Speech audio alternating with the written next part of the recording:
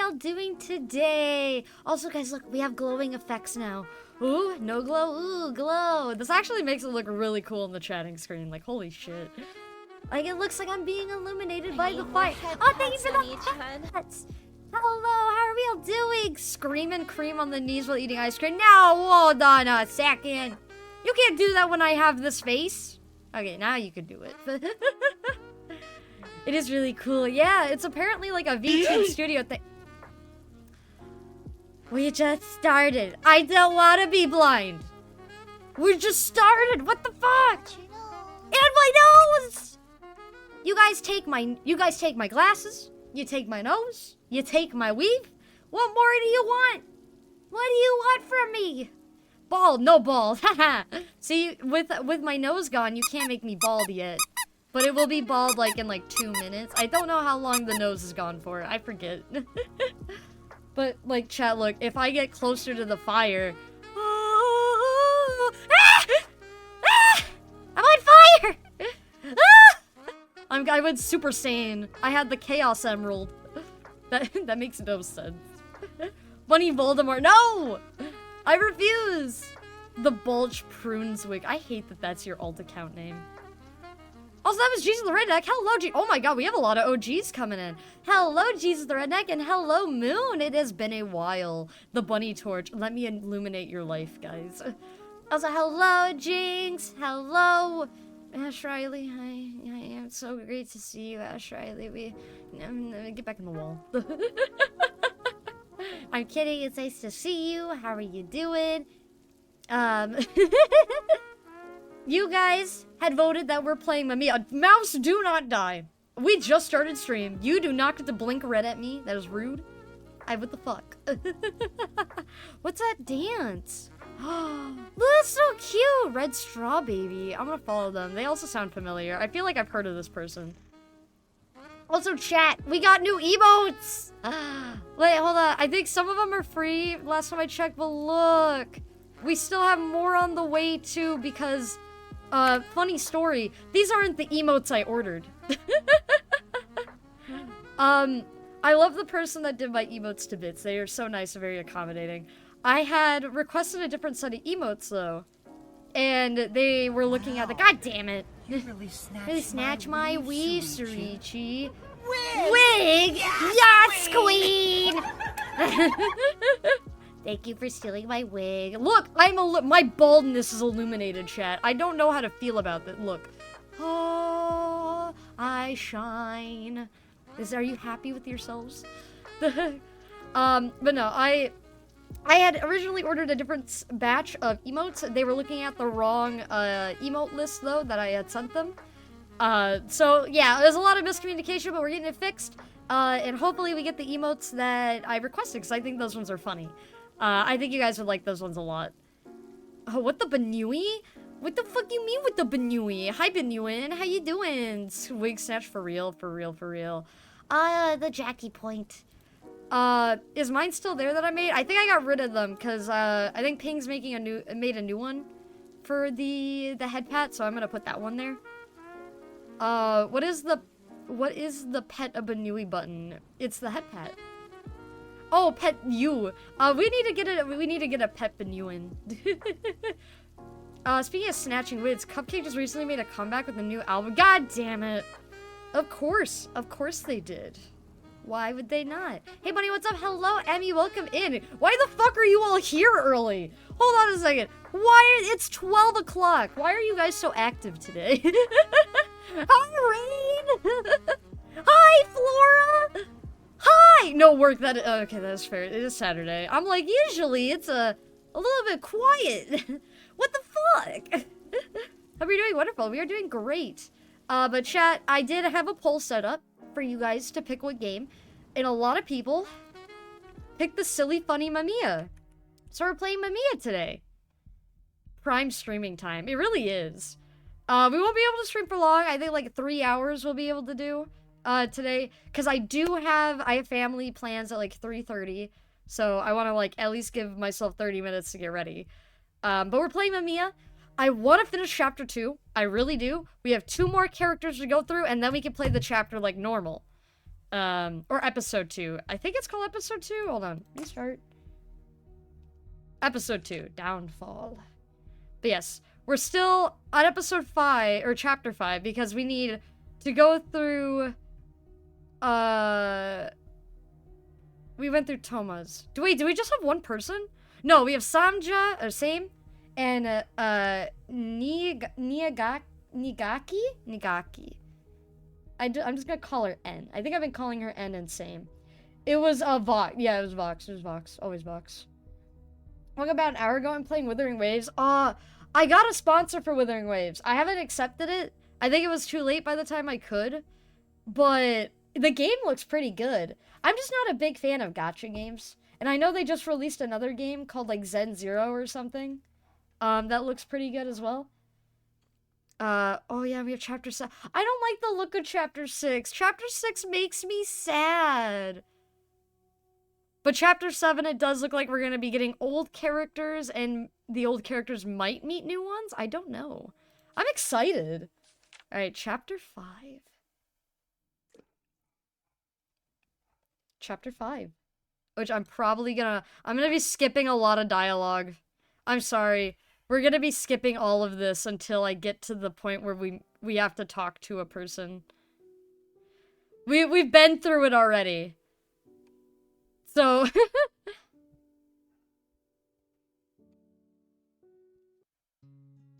oh god, there's a lot. Alright, they're spreading the word of Mamiya. So last time we did this, we were... I guess I'll give a recap to those that haven't been here. Oh wait, this seems different. Uh-oh. Uh-oh. Wait a minute. Did I fuck something up? I did not. I don't think. Wait, we're on Ari. No, we did Ari. Hold on. No, we fucked up. Chat, I fucked up. Also, it's not full screen, I just realized. Hold on. Title, we fucked up. It put us in Ari. So last time we had played Mamiya, we were on chapter 5. We saw Arisugawa's version of Mamiya, this girl that he fell in love with, who couldn't stay with him. And we saw Toma, whose version of Mamiya was a classmate that was really into space. It is much below the standards of Hoyo. Oh, is it? It's like a cheap knockoff of Genshin. Oh, okay. Then maybe I won't play it. Can I just pick through here? I don't know who's next, if it's Same or if it's N. I think let's go with N. We'll go with N's version. I chose to observe, Nigaki. I'm gonna try to pronounce her name as best as I can. But yes, Arisugawa is an editor who became a children's story author because of his version of Mamiya. And Toma, like, I think he tried to, like, have fun in his life because of Mamiya, of his version. So, for those that haven't seen anything about Mamiya, Mamiya is an entity who are slowly learning is like a person. They're an entity that makes people's lives a lot better until their final moments. They make them realize what they are missing in their life. We are playing as Natsumi, a boy that died in his story. And he ended up being reincarnated as a spectator, a person that looks through a bunch of stories of their versions of timelines and determine what is the true ending of that story. That story will then be written in history, and will be permanent. However, Natsumi is the only spectator that remembers who he is and who he was, or like who he was, in his previous life. He gets assigned the story he died in. So his purpose in life is to try and save his friends in that story. However, Natsumi is such a plain fucking character that not even his friends know how he died, or how the fuck he acted with them. So it feels like Natsumi is becoming another Mamiya. However, Mamiya is destroying the lives of his friends, getting them to kill themselves in one way or another. Pretty dark, heavy subjects are talked about. There is abuse with some of these characters. It's a lot. One person is literally just insane, but we love him anyways. We can fix him, chat. We can fix him. But that is kind of where we're caught up. Now we're at the part where Natsumi is meddling in their lives. He is trying his best to make them avoid Mamiya. And in order to do that, he needs to go to the beginning. Hi, Giza, hi! Welcome in. We're back to the beginning, basically, where we're finding out who Mamiya was in other people's lives that we don't even know. The only person we know of these 4 characters is Samija, Mr. Same, whatever fucking his name is, because he's in different stories. I'm sorry if that was confusing. That's like a rushed timeline of this. Also, apparently Duolingo's having a collab with Genshin. I don't want to even know, man. That sounds terrifying. Also, hi, Rat. Welcome back as a rat. Welcome in. But yeah, I'm sorry if I don't talk to chat much. This is like a lot of reading, a lot of voice acting. We're here for the story. We love the story. What kind of person was she exactly? With that question in mind, I allowed myself to sink deeper into the story. Chapter 5, Side Nagaki.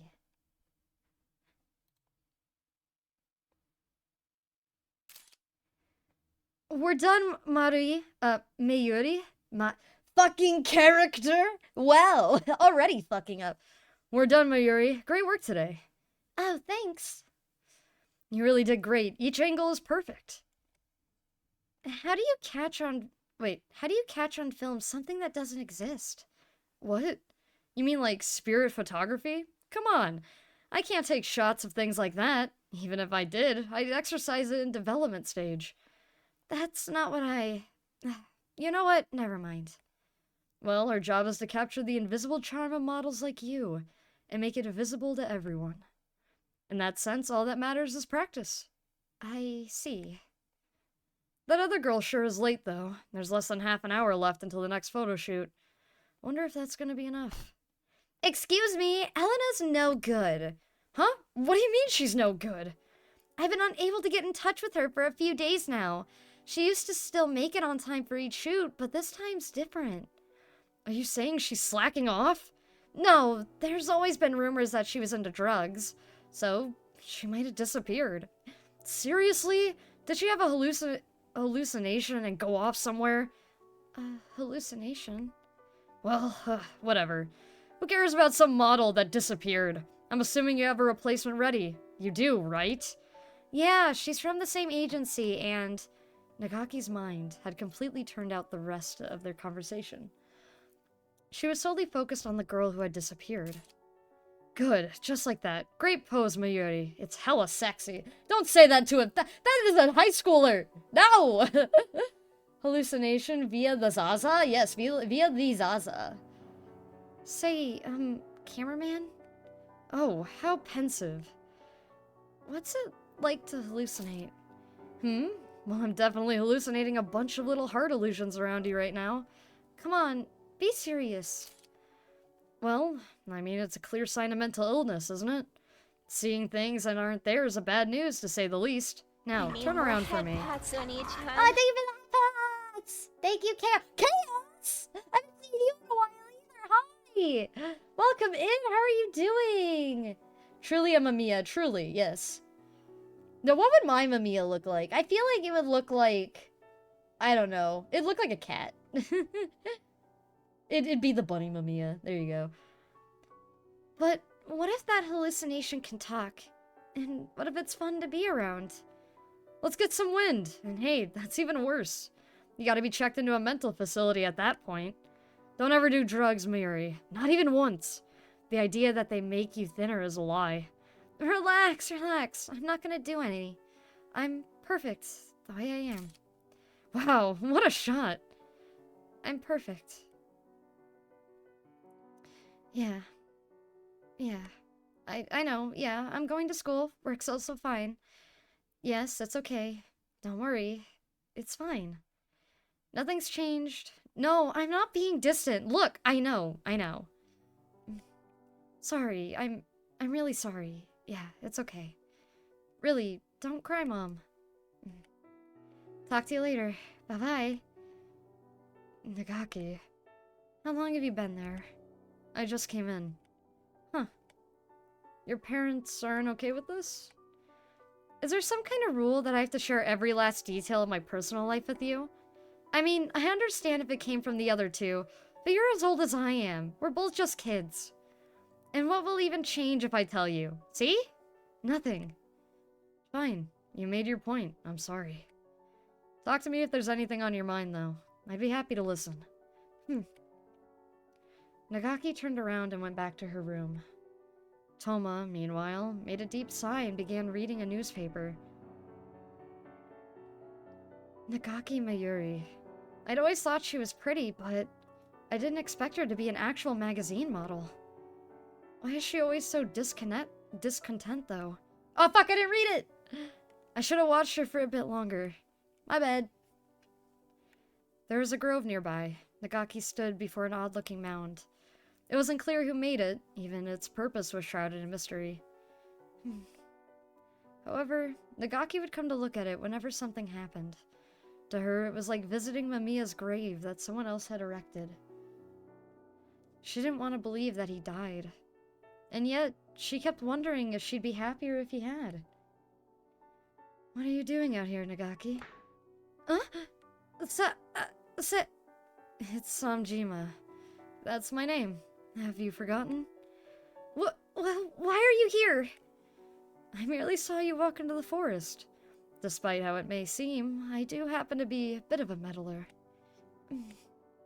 When Nagaki was scared out of her wits, Samjima... Samijima? Same? I'm just gonna call him Same. I don't know. Same remained as calm and still as the surface of a lake. What is that? I'm not sure. It's just kind of here? I didn't make it, though. It's almost like Mamiya's grave. That laugh of yours is giving me the creeps. I'm not particularly fond of graves myself. Huh? There's nothing buried here, is there? It's quite a meaningless thing, really. I'm unable to pray or shed tears like you do. That's not what I... Oh, I'm not making fun of you, if anything. What I feel is respect. You're not able to do something you're able to do something I cannot. For the first time ever, she felt her fear of this man abate. You're right. There's nothing buried here. I mean, Mamiya's just missing. Right? Come on, Same. Say something.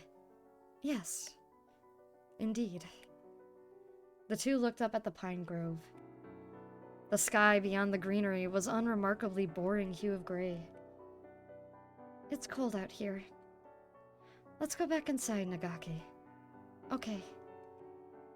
Deep down, they knew for certain that they would never meet Mamiya ever again. That thought whirled within their hearts and melted into the ground, untouched by anyone. Chapter 5. Just try and fucking say that again. I know you're a bird brain, so I'll repeat it as much as you want. Or is it your ears that don't work? Oh, we've read this part already. Okay, so we're gonna actually skip this. The only reason I'm skipping this is because they replay this part all the time. Unless this is different, huh? You strung up schoolboy, what about you? What kind of lies you lead? No, okay, so this is all the same. Well, they ate breakfast. Right, Mami. Okay, no, I'm trying to, like, not accidentally skip her part. Because they do have their own little one line. But I think it'll stop it. Sometimes it breaks, sometimes it doesn't. It shouldn't break, though. But so far, I'm liking Nagaki's story. I thought my nose!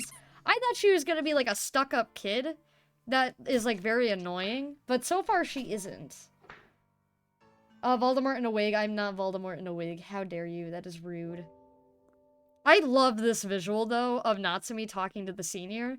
Which I still have a theory that... Holy shit. Wow, it just put us right into Mayuri's scene. But I still have a theory that senior is actually Mamiya.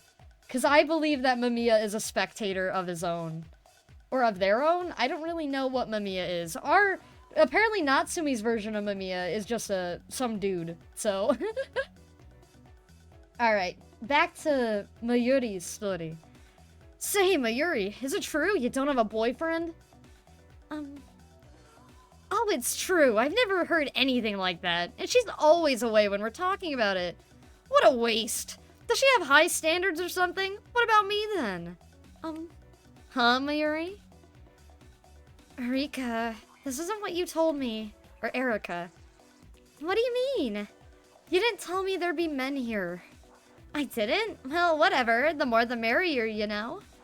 Well, it is your birthday party, so I guess it's fine if you're okay with it. Look, I'm sorry. I know you're not good with guys, but do try to enjoy yourself, okay? Mary smiled at the girl holding a paper cup in her hand. She wanted to be as kind as Mamiya would have been to her. Okay, and happy birthday. I love you. Thanks, love you too. Mayuri, come here. Hey, get your hands off me. Shh, keep it down. Look, your dear Erika's here. Erica's here too. Huh? She's already having a good time, so here you go. Wouldn't want you missing out. Stop. Whoa, hey, you're spilling it all over the floor. Oh man, where's the dustpan? Erica! Wait. Oh, she's already out of it. So I don't expect a reaction. Oh my god, did they drug her? What the fuck? Wow, they really shoved us into this. Huh? Erica? Man, I didn't expect Mayuri to come to Erica's birthday. I had my eye on you for a while now, you know? Don't touch me. Wow, I guess you really hate guys, huh? You're a purity freak or something? A lesbian, maybe? It's because you're nasty. Whatever you say. We'll see how long that festiness of yours can last. Stop it. Whoa, she's even prettier up close. Mamiya. Mamiya. Please. Mamiya? Who's that? Your boyfriend? This is a great start. Yeah, great start. I feel uncomfortable. Oh, God. Well, he sure as shit ain't coming to help you. Help, Mamiya. You've always been there for me, Mamiya. Mamiya, come on. God, you're annoying. It's your own fault for picking such a shitty boyfriend. No matter how much she struggled, she couldn't overpower a man. With this body, she would always end up losing to them. Oh no, I'm not reading this. Okay, I can read this part. I didn't want to read the like I said, chat, it does have some very dark topics here. For Nagaki, we have sexual assault. Oh great. I don't think this is the first time that has happened, that this stuff has happened though. Because I think we experienced this with Tojima? One of the trans characters in the thing. Because he had an incident where I think his friends were assaulting him because he wanted to be a girl. So it's, yeah. It is a little bit heavy topics, but genuinely, these kinds of stories are my favorite. I love, like, being able to go over, like, a dark topic like this. I like to spread awareness. I don't know. I'm weird. You said you'd always take my side. So why didn't you come to save me?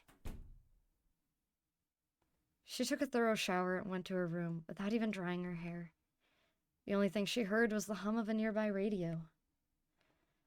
Let's move on to our next letter. It's from the pen name Flashy Spectacles.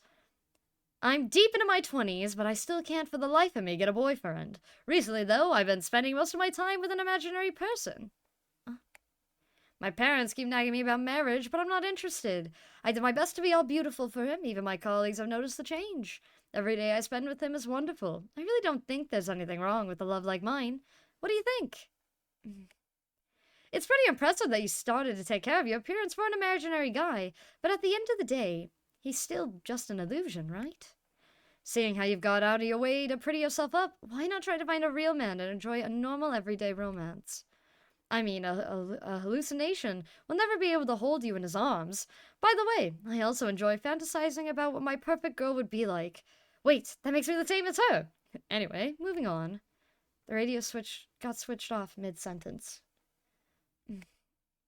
Droplets of water trickled down her still wet hair as a heavy silence hung over the room. Really?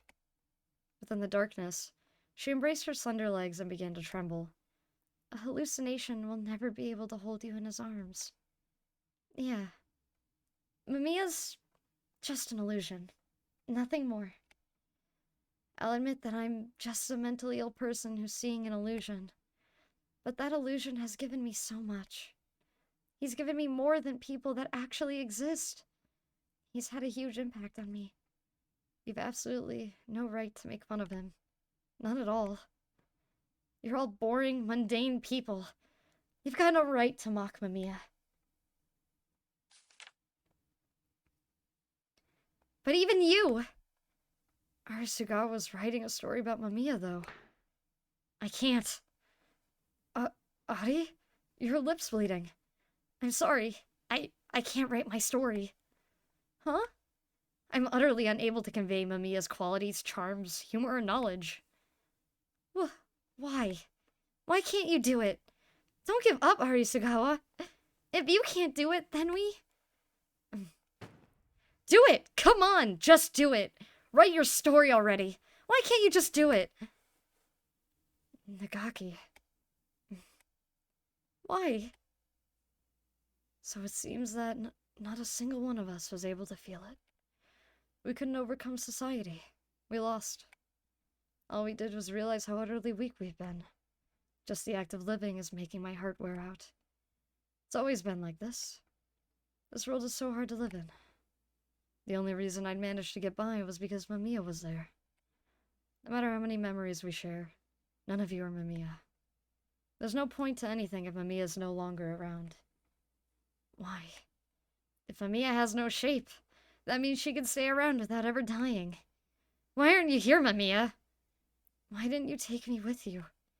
A world without you has no meaning whatsoever. Why? This is a lot to endure. The afternoon moon above was so much fainter than at night. Oh.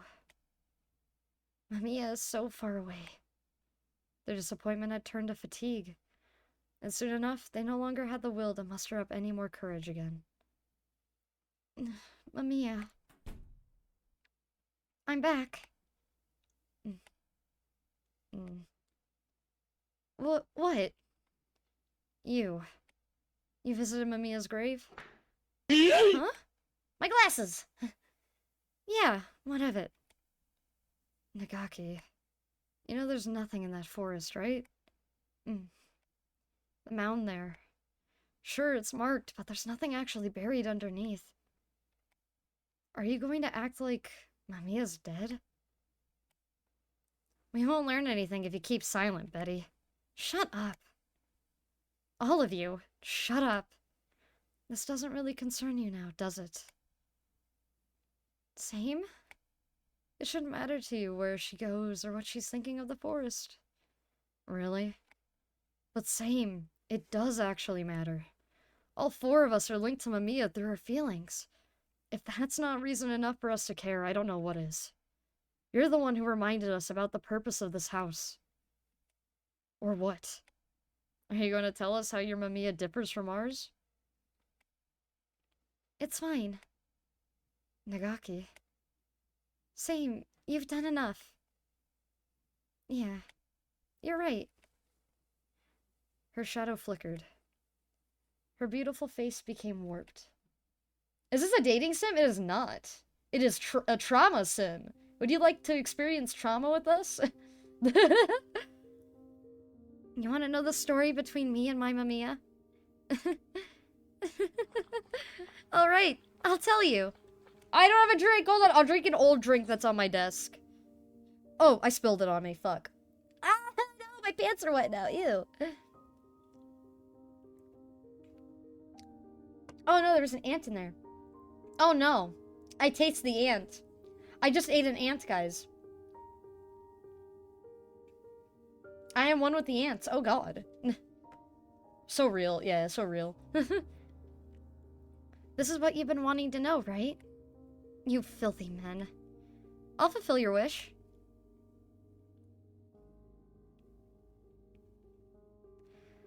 Welcome back, Mayuri. Yeah. I'm home, Mom. I was born beautiful. The fact is extremely important in the story between me and Mamiya. There were girls who thought themselves pretty and wanted to be idols despite not looking all that great. However, I knew I was above all of them. I was genuinely a beautiful girl. This objective truth has been drilled into me ever since I was little. My parents did that too. Especially my mother. She had always treated me like a doll. You're such a wonderful girl, Mayuri. I'm so happy to have you. She would often brush my hair while I sat on her warm lap. I inherited my wavy hair from her, and she didn't even allow me to cut it. My only source of joy in life came from the stories she read me after thoroughly brushing my hair.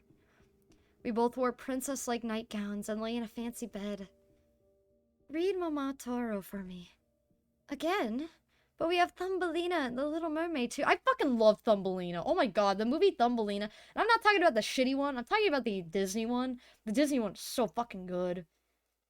Bunny, how did you taste an ant? I literally ate an ant. It went in my mouth. They taste like acid. I want Momotaro. You must really love that story. I'll buy you some peaches next time. We'll eat them together. She then began reading the story in that gentle, soothing voice of hers. A long, long time ago, in a land far, far away, there was an old man and an old lady. My father was a company employee who could hardly be labeled handsome. It seemed as though he'd fallen in love and married my mother purely for her looks. I got your nose. She didn't appear to mind, though. She was simply happy that her beautiful young daughter, born to a similarly gorgeous mother, would be turning more and more beautiful as time went on. Also, how dare you take my nose? It's rude. I'm reading. I dressed like a doll. I never played outside. That was my rule. After entering kindergarten, I gradually realized that people were reacting differently to me. Everyone would be turning their heads to me, especially the adults. They stared at me in shock and smiled when our eyes met. At first, I'd taken it for granted. I believed that everyone in this world was allowed to indulge in such happiness. However, I was gravely mistaken. My looks, my beauty, they were talents only a select few possessed. I was praised every time I passed someone, and was appraised on the regular.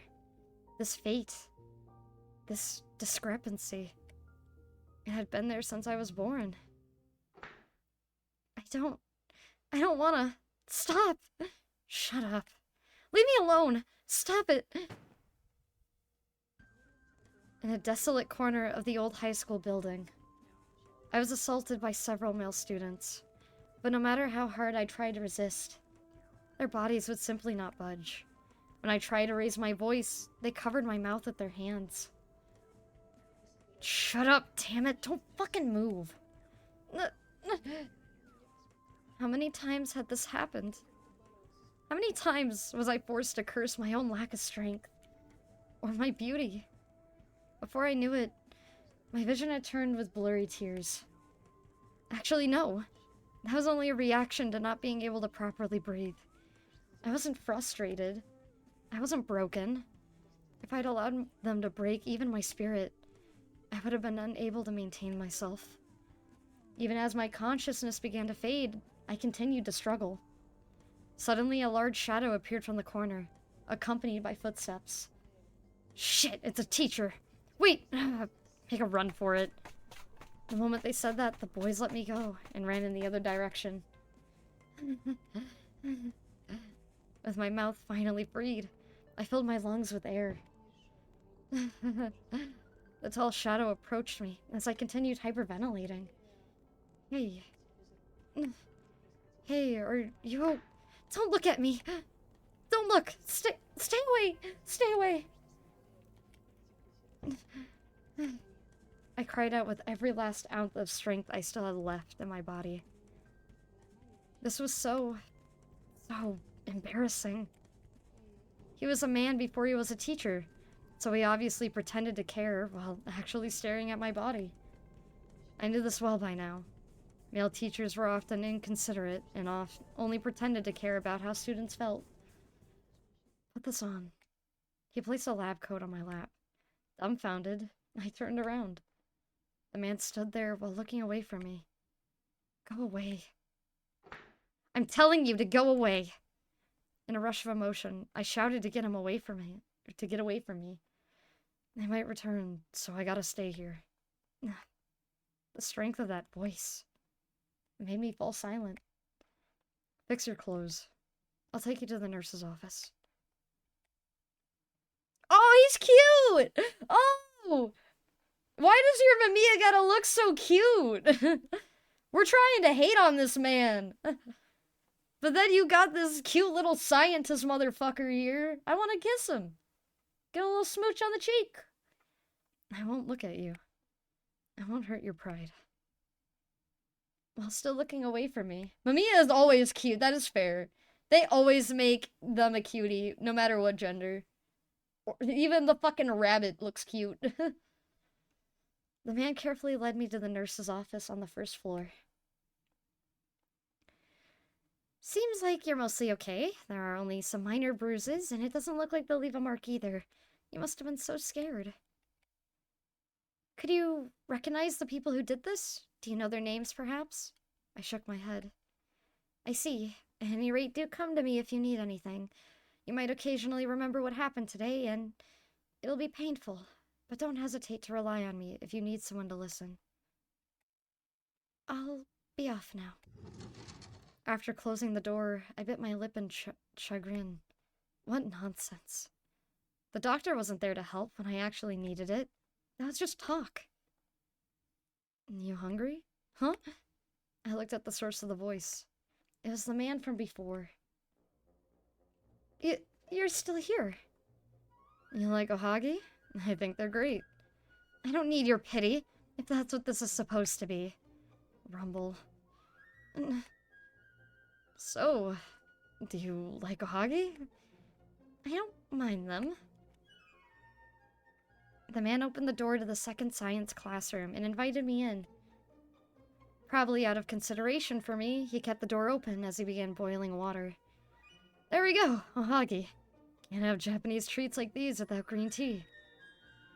Science teachers actually use alcohol lamps to boil? I would, you know what? If I was a science teacher, I too would use one of the alcohol lamps to boil some fucking water for tea. Oh my god, there's a cat in the window. Hi, cat! One of my babies are here. My baby kids. My baby kids? My baby cats. He gave me another old-fashioned cup. Also, I love the music that's playing. This is so fancy. The tea inside was cheap, but it warmed me up. Fucking be grateful. It was cheap. I would appreciate any tea. I don't even like tea. We continued to eat the ohagi with the sale seal on them. He probably had lots of questions for me, but remained silent, probably to allow me to process things. God, look at how fucking adorable he is. What's, your name? What? Huh? What? This guy. Was he really this into ohagi? I was a little annoyed by that, but I realized I had to be nicer to the person that did save me. So I cleared my throat and spoke up again. May I ask your name? My name? I don't believe we met before. Oh, right. I don't teach second years. So that would explain it. I'm Mamiya. I teach chemistry. Mamiya. Mamiya. You're just gonna repeat it like that? His shoulders dropped, and I couldn't help but smile. I feel like he's a goofy little guy.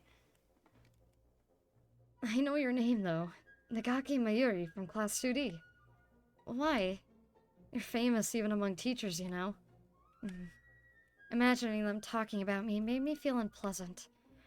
They say you're bad at memorization. Your chemistry scores are particularly awful. What?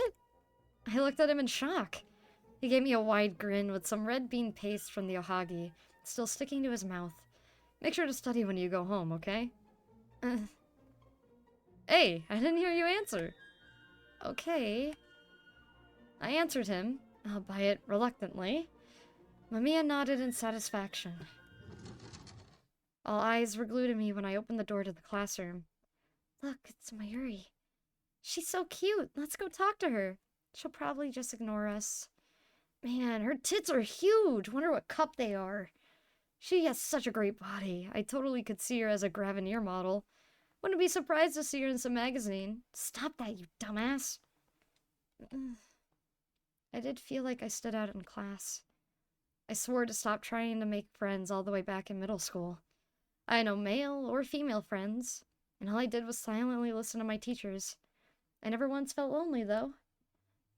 And besides, this is much easier than having to deal with the frequent clashes that came with human interaction. As classes went on, I had nothing but that teacher on my mind. My nose! Also, hi, Bozu, how you doing? Mamiya, that spectacled, unreliable-looking teacher. Thankfully, even if I didn't pay attention during classes, I was beautiful enough to get away with it. He said he was a chemistry teacher. How did he teach? What was his writing like? Did he help other students like he'd help me? He was a strange teacher. Alright, that should be good. Sometime after the bell rang, I stuck my head out of the girls' bathroom. The hallways were wrapped in a pleasant silence while the students in other classes were being taught. We had gym for 5th period. I didn't want to go, so I hid in the bathroom and waited. Where should I go? The garden, maybe? As I wandered around the hallway, I saw a tall silhouette ahead. That haircut. That lab coat. I squinted and stared and started observing him. But then he went and dropped the obscene amount of files he was carrying. Oh, man. Why did you have to pick up so many of them? I crouched down and helped Mamiya pick up the files. I thought I could make it work this time.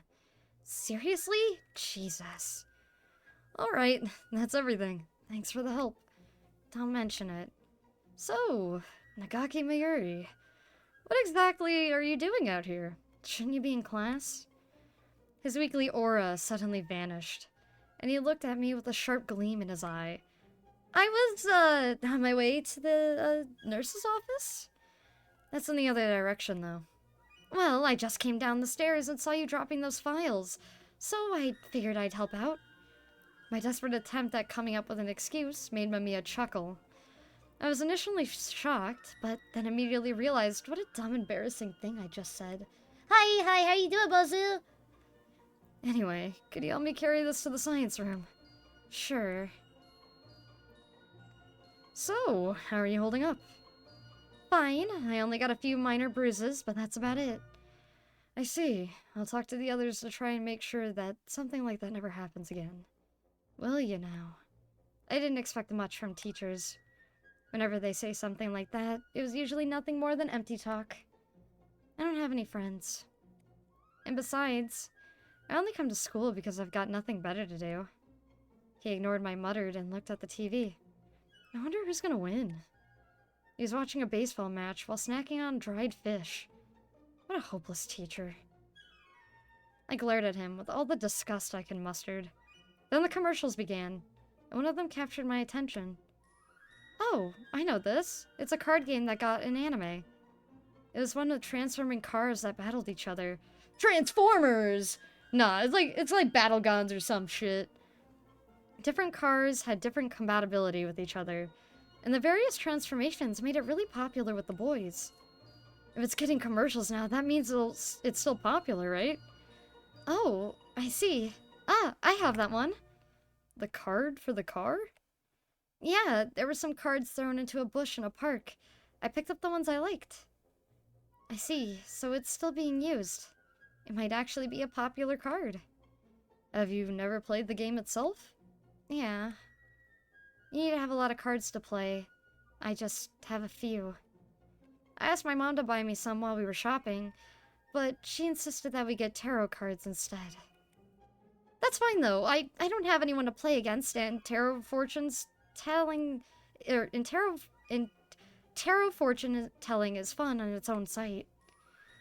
I don't have these cards either, but I think I can play with normal playing cards just fine.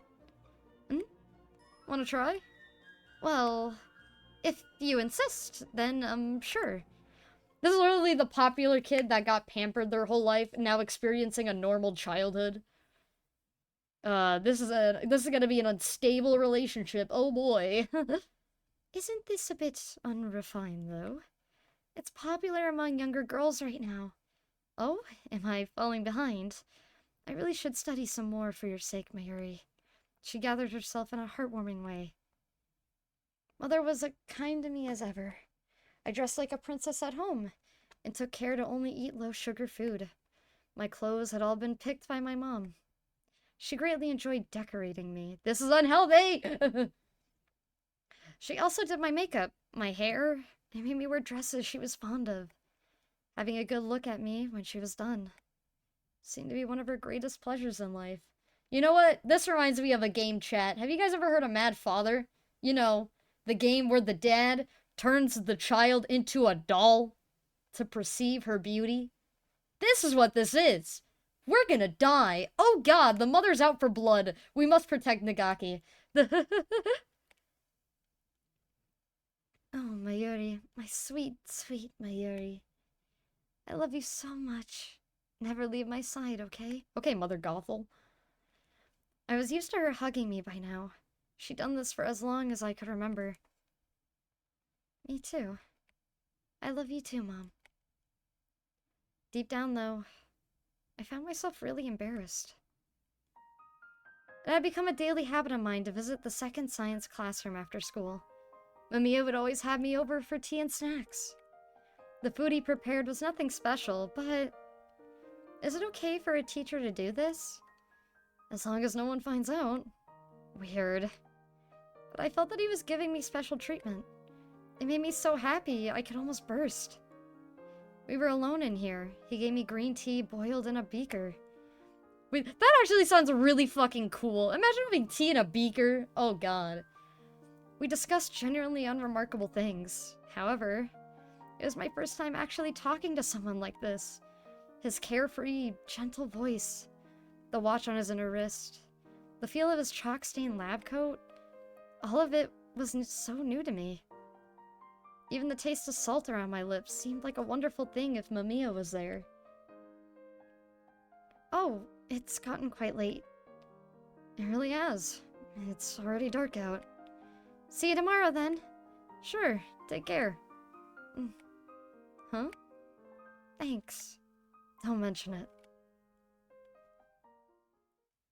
Mayuri, where have you been? It's so late. What? It's only 7. I was just chatting with a friend. Really? Poor girl. It must have been scary to walk around in the dark all by yourself. I wouldn't call it scary, but okay. Huh? Where's Dad? He had to leave on business. He'll be home by tomorrow, though. Oh, I'll be looking forward to his souvenirs. Say, Mayuri, why don't we take a bath together? That's kind of weird. That's very weird.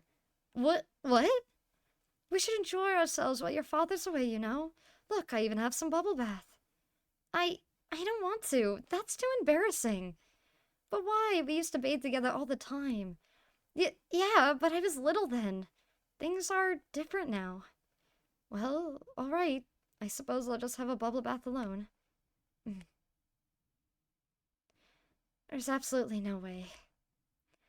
I'd go take a bath with her. Good morning, Mayuri, my cute little Mayuri. Please promise me you'll stay the prettiest little rose you are now. So, Mom? Yes? I want to quit being a model. The warm atmosphere between us had frozen over in a split second. Why? Did something bad happen? Not really, no. Then why? Is there something else you'd like to do instead? Like piano, ballet, flower arrangement, perhaps? I want to cut my hair. I've always had it long, you know, and I want to try what it'd be like to cut it short for once. Mayuri. I mean, that's what's popular right now. Come on, Mom. No. You can't do that, Mayuri. Hair is a woman's crown and glory. Besides, do you know any other girl with hair as beautiful and wavy as yours? Listen, Mayuri. Beauty exists for everyone's sake. It does? You're lovely and beautiful, and that alone is a wonderful thing. So please, Mayuri, Don't say things like wanting to cut your hair or quit modeling. Beauty existed for everyone's sake. But did you know, Mom? Did you know that my beauty was the very reason men hurt me? It prevented me from doing what I wanted. The cards I picked up at the park were still in the drawer. Yeah. I'm sorry for saying all these weird things. Mayuri, gosh, look at the time. I'm doing a day shift, so I'll have to go now. Oh, okay. Goodbye. Take care. Mom, I actually... Even so, I'd chosen tarot cards over the car-themed card game. That was what Mother wanted, after all. And it made her happy. Why couldn't the world's people live without God? Were we the peak of all animals here? Yet, we're all subjected to foolish worries. We needed someone above us to show us the way. People were helpless on their own. They were weak and had no choice but to rely on others. So weak. I'm so weak. I was also controlled by my mother. Yet I found peace in that. I'm such a weak person. Oh, Mayuri. Mamiya. What's wrong? You're making a gloomy face. I don't want to go home. Why? Did something bad happen? I don't want to see my mom. You shouldn't say that. Let me stay over at your place. Yeah, let's just go with that. You're single, right? There's no problem then. Mayuri. Wait, do you actually have a lover? I don't mind that either. We can just forget all about it after it's over. I mean, a chance like this won't come again. No! No, Nagaki, no! Bad Nagaki. Don't sell yourself. That's fucking horrible. Oh my god. Oh my god. Yeah, this is, this poor girl. Oh my god.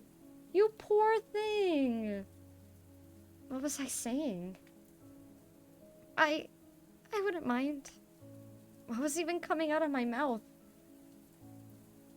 I wouldn't mind if it's you. The sound of rain was so annoying.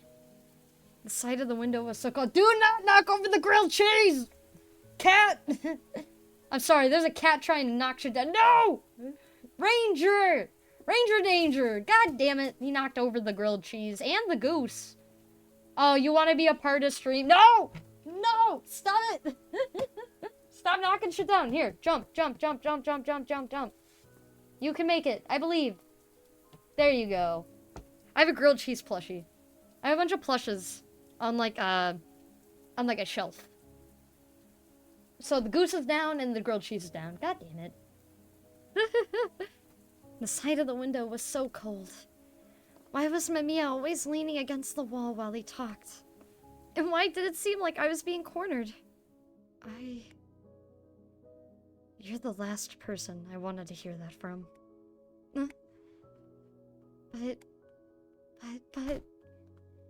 But this is all I have. There's no value to me other than my looks. So I have to make use of it. Otherwise, I'd be completely worthless. Before I could finish that sentence, Mamiya slapped me across the cheek. Huh? No way. What? Did you just slap my face? Seriously? My face enchanted everyone. Just passing by people would make them ecstatic. They ran to me with bouquets in hand. It was a treasure shared by everyone. And yet I don't care. You need to cool your head.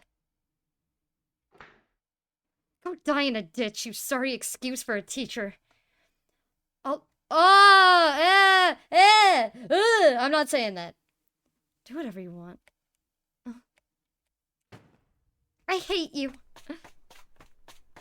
And with that, I stormed out of the room. How could he? I was behind the stairs on the first floor, crying under the diagonal concrete. The concrete was moist and cold, robbing my legs of more and more warmth. I was cold, sad, and felt like I was alone in this world. I just don't want to go home. I considered spending the night here. I would avoid the security patrols. I'd spend the entire night here, in this empty school building. They could panic and run around looking for me for all I cared. Mamiya and my mom would believe I ran away and regret everything they had said to me. I'll never forgive them. This was supposed to be my way of taking revenge. I didn't think about what would happen afterwards. I was too frustrated and entirely too proud to do that. I'll never, ever forgive them. Really, you won't. I heard someone from the stairs above. It was a reassuring voice, and just hearing it nearly brought me to tears. Hey, Mayuri. You're there, aren't you? I wanted him to go away. I just told him that I wouldn't forgive him. And yet, hearing his voice, it made me waver this easily. Mayuri. Come on. If you tell on me, I'll be in huge trouble. Huh? Teacher that eats snacks, watches baseball, slacks all the time won't go well by them. I was shocked. This man was just so... I might be unable to come to school ever again. So please, Mayuri, let's make up. I don't care what happens to you, and it's not like I've forgiven you or anything. But I would feel bad if you couldn't come to school again. I slipped out from below the stairs and looked up where the voice came from. Mamiya made a surprisingly warm smile. Me? Man, it's so late. The main door must be closed by now. Mamiya. Should we stay the night in school? Huh? It was winter, meaning the sun had set early. The rain clouds above had drifted off into the far distance. In their place sat a crescent moon, its curve like a wound upon the purple sky. Mamiya and I looked through the window of the heated classroom. He treated me to some dried snacks he had reserved. Unbelievable. He was treating school property like his own. Say, Mamiya, have you ever felt like you weren't comfortable in your own home? Not really. Oh? I'm jealous. I was too busy trying not to get kicked out. Teachers are so unfair. They know the student's family's background, but we students don't know anything about our teachers. You always help me out, but what about the reverse? I want to help you too. But you already do. That's a lie. No, it isn't. When Mamiya looked up at the moon, I did the same. One day, I'll go back to the trilogism. What's that? The moon. Is that something third-year chemistry students learn? I don't know. It's probably not in the textbooks. The trilogism. You won't take me there, will you? Look, I know you'll just end up going back there, no matter how hard I cry and wail. Mayuri. The trilogism wouldn't suit you. Why? I can decide if it does. Why don't you use that energy to make up with your mother? Shut up. Nothing will change unless you actually do something. Decides to be a dork, my brain sees Mamiya and Nagaki together. I don't care, I ship. That is a teacher and a child! No! Do not! Be on. I like the platonic relationship they have. I like mentor and student. Like, that's always like a neat, like, friendship. And I've had those friendships. Mainly because I was friends with my teachers, like, children. Like, I mean, my best friend V was my English teacher's, child. So I got away with a lot of shit. And then I became a part of, like, volunteer clubs and ruled, like, the GSA club. Ruled. Like, that got me to, like, befriend more teachers and stuff. So I just got to do what I want. I'm too broke to pay for a sub. Do not pay for subs if you do not have the money to do it. Do not give me your money. I refuse. I do not want your money. Like, if you guys cannot afford it, do not do it. I always wanna let people know that you are not obligated to give me money. I would never force you guys to do that. Take action, and things will change. Whether they'll go in a good or bad direction is up to you. Stop lecturing me. I'm a teacher, though, in case you forgot. Oh, fuck. Mamiya smiled and rubbed my head. There was a genuine care, as well as a clear sense of rejection in his behavior. I was irritated by my own powerlessness. Do we get a cute fucking scene? Bunny, Vox is stolen my laptop. No laptop for you. The cherry blossoms danced in the wind. Those with graduation certifications in hand would never come back here, and I would never meet this man again.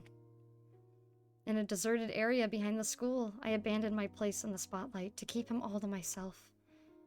The graduating students had messed around with him a lot, as evidenced by his scruffy hair. Oh my god, okay, chat, I'm disappearing. You're disappearing. We need to look at this man. Oh my god, goodbye, chat, goodbye me. Look at how beautiful he is. Wait, we're not in full screen mode, I think. No, wait, yes we were. Look at him.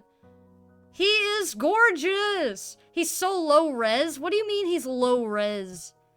Is it low res on stream? It shouldn't be. He is so pretty. Yeah, pretty. Look how pretty he is. I screenshotted him. Jeez, chat. Oh, wrong chat. Hold on. This way. I fucking love this game. This game has beautiful visuals, good story, and it makes me sad with its fucking back. Like, all the stories that they have in this game make me sad. In a good way. In a very good way. Pleasant way. Like, genuinely. If you guys want to give this game a try for yourself, I highly recommend it. It is very worth the money. Very long game, though, I will tell you that. Mamiya, bend forward. He did as told. As I brushed his hair, a cherry petal landed on his head. I almost picked it up, but instead left it where it was. Assuming I'd had enough, he moved his head, which made the petal fall. He called my name with a smile. And I found it so unfair. You can't just do that. Do what? You're being so unfair right now. What do you mean? Did he really think it wouldn't move my heart to be called by my first name? This man easily stripped away the layers of cold, spiky armor I had built up. And when it all melted away and exposed my bare, naked self, what then? Oh, she's pretty! Hold on, I'm disappearing again. Oh my god. Look at her! Look at Nagaki! Oh my god, now we need the images together. Chat, make it happen. Put the images together. I need to see what it looks like. I'm making these my backgrounds, chat. These are gonna be my computer backgrounds now. I have 2 monitors. It's perfect. Lurk, yes. It's 33% off right now. Go get the game, chat. I am not sponsored, but go get Mamiya. Get the DLC too. We're gonna be playing the DLC as well once we finish with episode 2. Because episode 3 is the DLC, The World's End. I screenshot Nagaki too, yes. Look at this beautiful queen! This icon! This is why she's a model. Positivity. Ay. Holy shit. My goodness. I love this game. Mamiya. Mamiya. I could no longer keep my unbridled feelings in check. Struggling to hold in the tears, I looked him straight in the eye. I didn't know why, but I felt that I had to burn his image into my mind. If I didn't, I would certainly come to regret it, or so I thought. That happened in the spring of this year, and it turned out I was right. A few months after that, Mamiya suddenly vanished. I looked in the staff room, searched the entire school, but he was nowhere to be found. Excuse me? Nikaki? What's wrong? It's about Mamiya. Do you happen to know where Mr. Mamiya is? Mr. Mamiya? He teaches chemistry. He wears a lab coat and glasses. Do you know him? Can't say I do. Did we ever have someone like that working here? Huh? Ah, Nagaki, wait! Why? How? Why doesn't anyone know him? I looked at the list of teachers, students, and other staff, but I couldn't find Mamiya's name anywhere. I even looked all over town, but found no trace of him whatsoever. I remembered the cherry blossoms dancing in the breeze, as the cold, northern winds of December ruffled my skirt. Well, you satisfied? My story might not be much compared to yours, but still. Tom was right. I actually wish that Mamiya were dead. As time went on, I gradually realized that it'd probably be easier to think that he were. I mean, if Mamiya never actually existed, if he was merely someone I had hallucinated, it would mean that I never actually had anyone who genuinely understood me. And so, I went to that grave, despite not even knowing who had erected it. I went there to pray and to cry, hoping that Mamiya really was buried underneath all that soil. Will he really return? Would he come back for me from that trilogism or whatever? If he does ever show himself in front of me again, I'd love to play cards with him.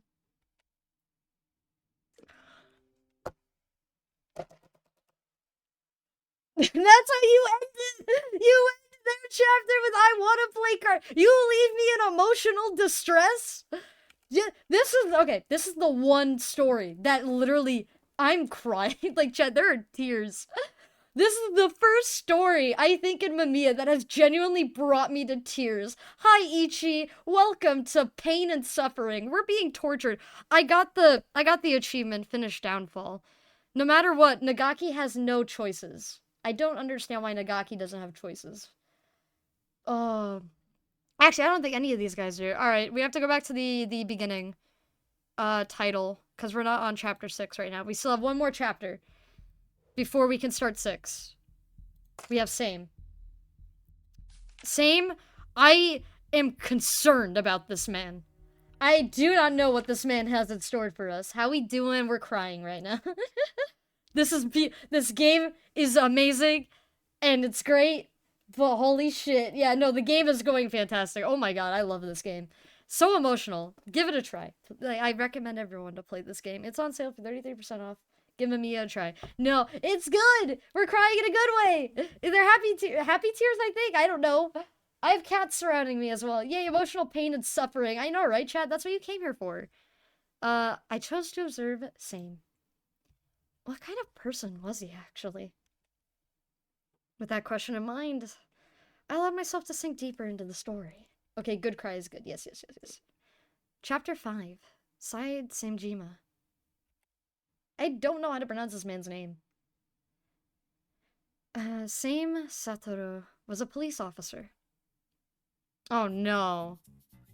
Oh no, he's a police officer. I wouldn't call him trustworthy, though. I know exactly what you mean. Really? He struck me as a composed person worthy of trust. But he's creepy and a huge gourmand. Just recently, he... Same, you've got mail. Oh? My marbled beef just arrived. Same? I'm turning Liberian pork into sausage right now. Same. Can't go wrong with Caspian Sea yogurt. Here for a taste, Nagaki. I hear it does wonders for maintaining one's beauty. And that's just the kind of thing he talks about! He's more of a gourmand than a policeman. He's just enjoying life. What's so wrong with that? I can't relate to that. I'd rather eat something cooked by someone other than me. Mayuri, let's go to Lotteria. Why not MOS instead? Hold on, Arisugawa? He never said I was going, okay? I do think Same is a good person, though. My job. Yeah, I was just thinking how strange you were. I see. There's not much to say, really. I see. I suppose that's true. Toma, don't just accept everything he says. He's clearly hiding something. You think so? Ah, crap. I drank some soju highball. I guess I can still drive my bike, though. Do that and I'll have to arrest you. Just like that. Same, Satoru remained ever mysterious, not showing his true self to the other three. Yes, you're using the emotes! I love the emotes. Because I have no idea how to pronounce Samjima either. Abbreviating it seems like a good play, yeah. No, I had to abbreviate so many characters. Like, it's either too long for me to constantly say, or like, I just can't. My list will not. Like, that J, Jima, Yima? Samiya? Is it Samiya? Wait, because you wouldn't, J-I is like a Yi. Your emotes are awesome. Look, I just got them. Yeah, we just got a whole set of emotes, and they're so good. This is the first stream that I'm on where they actually can be used. They're amazing. Like, hold on, can we showcase? I'm gonna showcase the emotes again because I love them so much. It's in my credits who did the emotes. I can't remember shit off the top of my head. I'm so sorry. But look at them. They're so pretty. And we're getting more. We're getting 6 more. So I have to actually arrange them and figure out what tiers things are going in. I'm so excited. They look like my character. They're so cute. And we also have some more things coming up soon. Whenever we finally beat this game. Because we're going to be playing Omori. And I have some stuff planned for Omori. My apologies. I've been dispatched. Ooh, This late? Daddy used your knife on me, oh, whoa! Eevee! Welcome! You're now a special bunny in my wall! Welcome in, and you got to hear one of our lovely mods. A very lovely person. I'm excited to see the new ones too. Yeah! They're so cute! One of them has a knife! I'm excited. Haha! I want to get a ruler one. On the wall, you're in the wall. Sorry, not on the wall, in the wall. Thank you. Please enjoy dinner without me. What an admirable adult. Alright, we're getting more meat. Nice. More shirataki for me. Would it kill you to show some gratitude from time to time? And just like that, the tall, narrow-eyed officer became a true part of the household. His job had no clear schedule, and he was busy most of the time. But whenever he had the chance, he would enjoy some books or music in the living room. The other three had simply kept to themselves. They often gathered in the living room to enjoy whatever it was they liked doing. Oh. It's just me and Nagaki here? Arisugawa and Toma were gone without a trace, which meant that Same was left alone with Nagaki. She looked quite awkward. The two, after all, had little to nothing in common. Excuse me. Same sat next to Nagaki, who was watching a show she'd recorded. She threw him a glare that screamed, "Why did you have to sit down next to me?" Oh, don't mind me. Keep watching your show. Despite saying that, he fully expected the girl to just leave. However, she remained in place and focused on watching the show. Oh yeah, I gotta go for now. Talk to you later. Bye, Ichi! Have fun! Same found the show rather meaningless. He saw no point in stories made by people that were still alive. It was raining outside. The room became even darker, and Same, worried about Nagaki's eyes, stood up to turn on the lights. Same. Yes? Do you have a family? I do. Any siblings? Unfortunately, no. I see. And what are your parents like? They're very normal. My mother is a housewife, while my father is a salaryman. How boring. Indeed. Nagaki had wondered what to say next. She seemed to be looking for the right time to speak up. Surprisingly enough, Same himself had taken an interest in the girl. He looked at the outline of her nose in the light of the CRTV's screen, wanting to learn more about her. For the first time, he realized that her face had a quite beautiful structure. You're an officer, right? Yes. And you've arrested criminals? I have. Quite a few of them, in fact. Murderers, too? Of course. Why do people get arrested if they kill someone? The girl, whose refined features resembled that of a doll, looked at him with eyes gleaming with curiosity. Why? He could have easily disregarded this as nonsensical questions born of a still developing mind. And yet he chose not to. Well, it's because we live in a society. We live in a society, Chan, a society! To live in a society is to uphold certain rules. When society was born, people decided on a set of rules to follow. One of them was to not kill other people. That's all there is to it. Really? Yes. What about morality and all that? That's not a topic I'm particularly familiar with. You're an officer, though. But that is the line of thinking that allowed me to finally understood and accept it. We stand on the ground, inhale oxygen, and exhale carbon dioxide. The idea that murder is bad is as strongly set in stone as those facts of life. Until recently, I thought that killing was bad because you get arrested for it. Is that wrong? It is. The one who taught me that was Mamiya. Keep it a secret, okay? Trying to bind people with penalties alone is impossible. Seems would be created without fail. He said that to follow the rules is to play the game. This world is a game where we play to live well in this society. When I heard the word game, I was disappointed at first. I didn't expect him to use such a cheap expression. It didn't seem right. Games are based on the idea that the participants' consent is what allows them to be fun. However, those who are aware that they are participating in the game we call society are few and far between. Nevertheless, that line of thinking, it made me understand it all. The reason why I found it strange that we had followed the rules was because I wasn't playing the game. That's all there was to it. I'm not really sure I understood all that. I'm sorry, it's rather difficult to explain.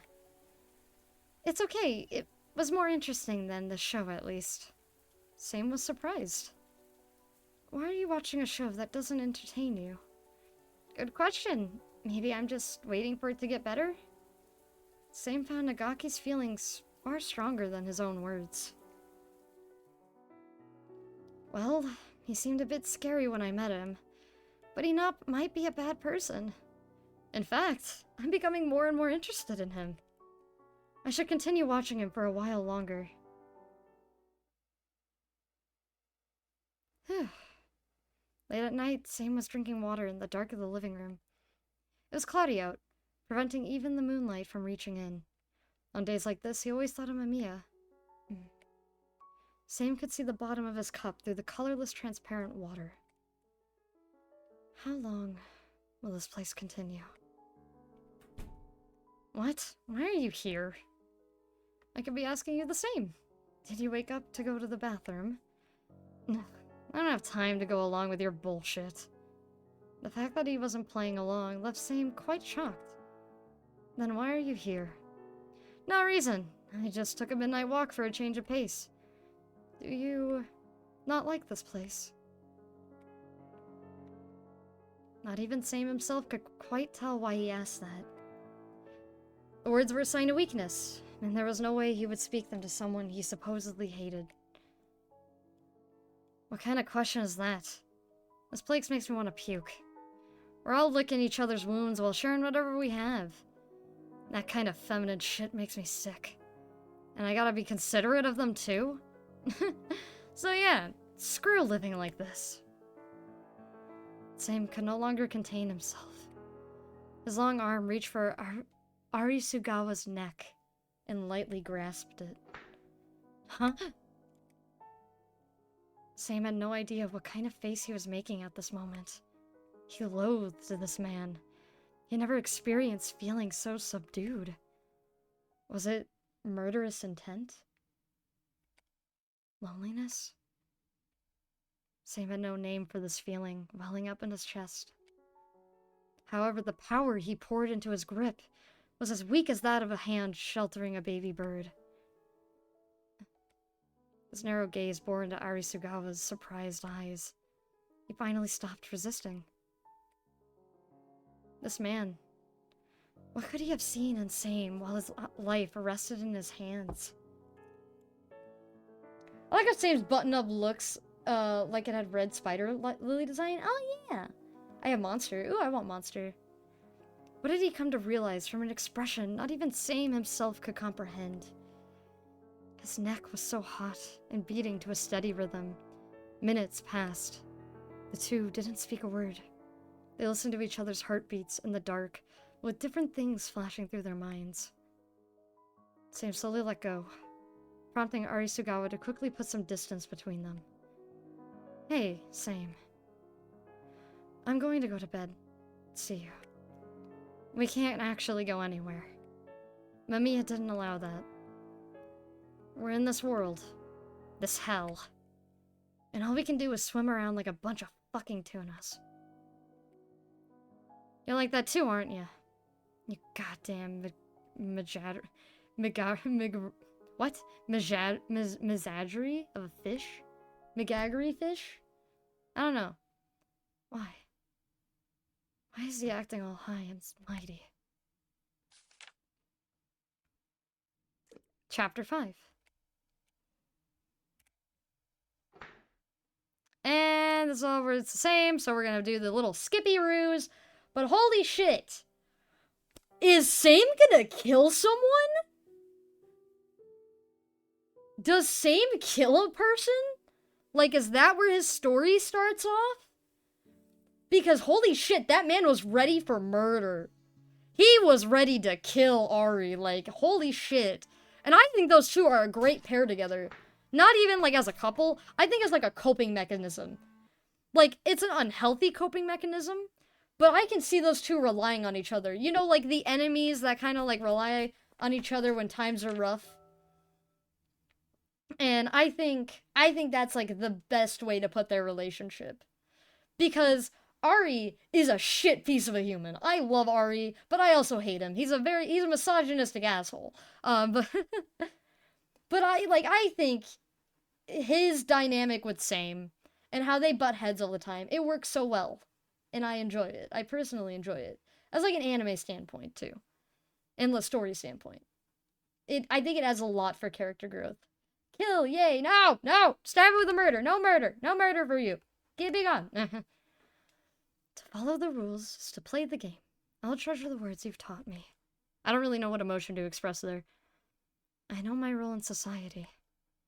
I consider it my job to keep in check the people who don't understand that. It makes me feel like I'm carrying on your legacy. I got your It truly is an honor. My nose! Same, come here. Yes, sir. You handle this. But this is... just do it. Same looked at the documents and slowly lowered his arms. Double accounting.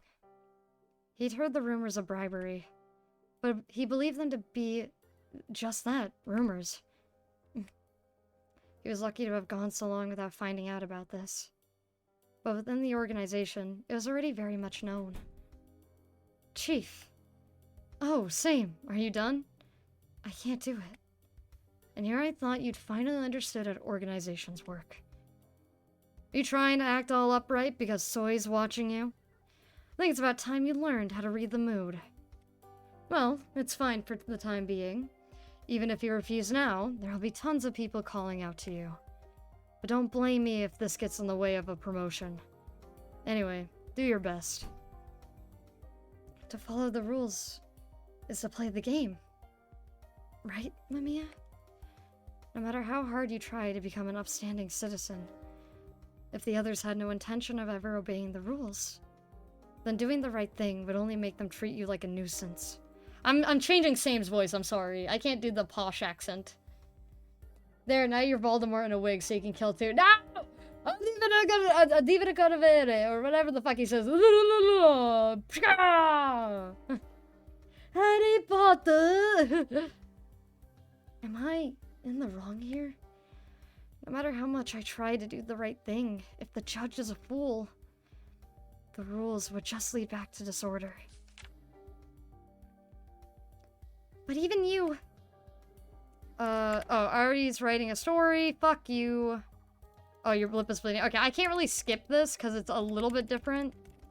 So we're just gonna spam! Spam! So it seems that not a single one of us was able to feel it.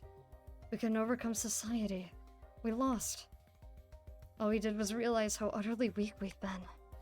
Just the act of living is making my heart wear out. It's always been like this. This world is so hard to live in. The only reason I managed to get by was because Mamiya was there. No matter how many memories we share, none of you are Mamiya. There's no point to anything if Mamiya's no longer around. Why? If Mamiya has no shape, that means she gets... Okay, we got that part. The afternoon moon was above so much fainter than at night. Oh. Mamiya is so far away.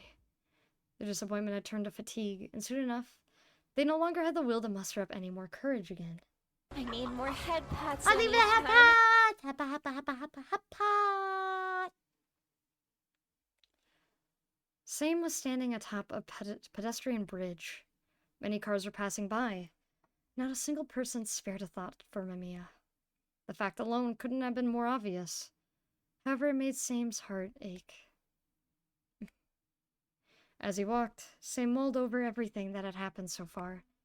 The countless times Nagaki had run away from him. The time he and Toma ate sashimi in secret. The pulse he felt through Arisugawa's neck that night. And that pink house that Same had picked. Sorry, my stomach's rumbly. I'm sorry if you hear my stomach. I'm hungry. Back at the beginning of it all, when they first had a chat at the cafe with the view of Tokyo Tower, the first one to suggest talking about Mamiya was Same.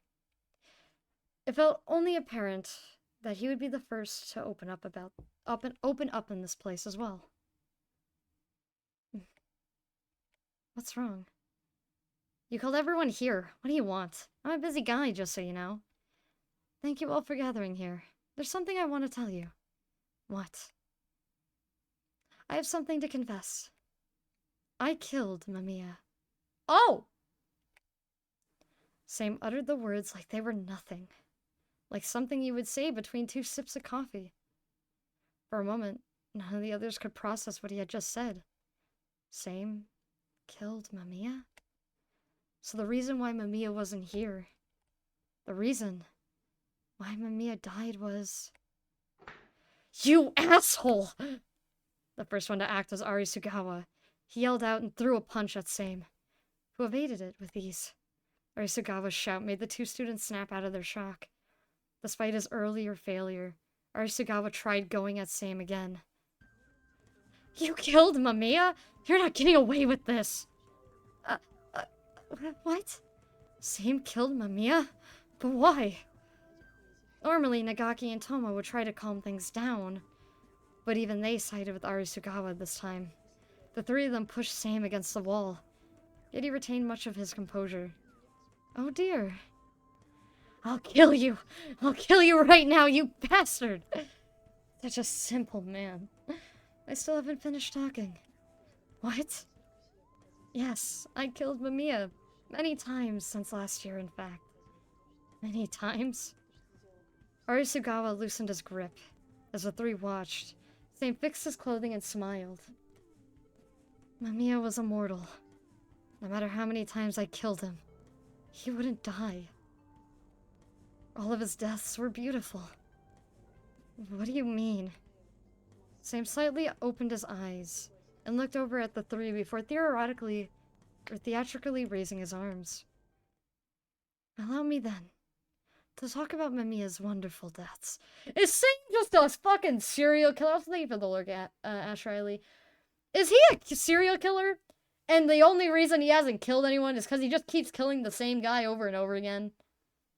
God damn it. That sounds about right.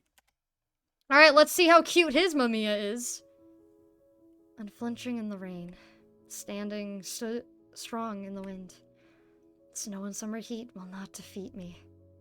With a body made of steel, and free of worldly desires, with no rage in my heart, and always with a silent smile. That is what I wanted to become. For the longest time, I had felt that I was somehow different from others. For the longest time, I had failed to understand why people would talk behind each other's backs.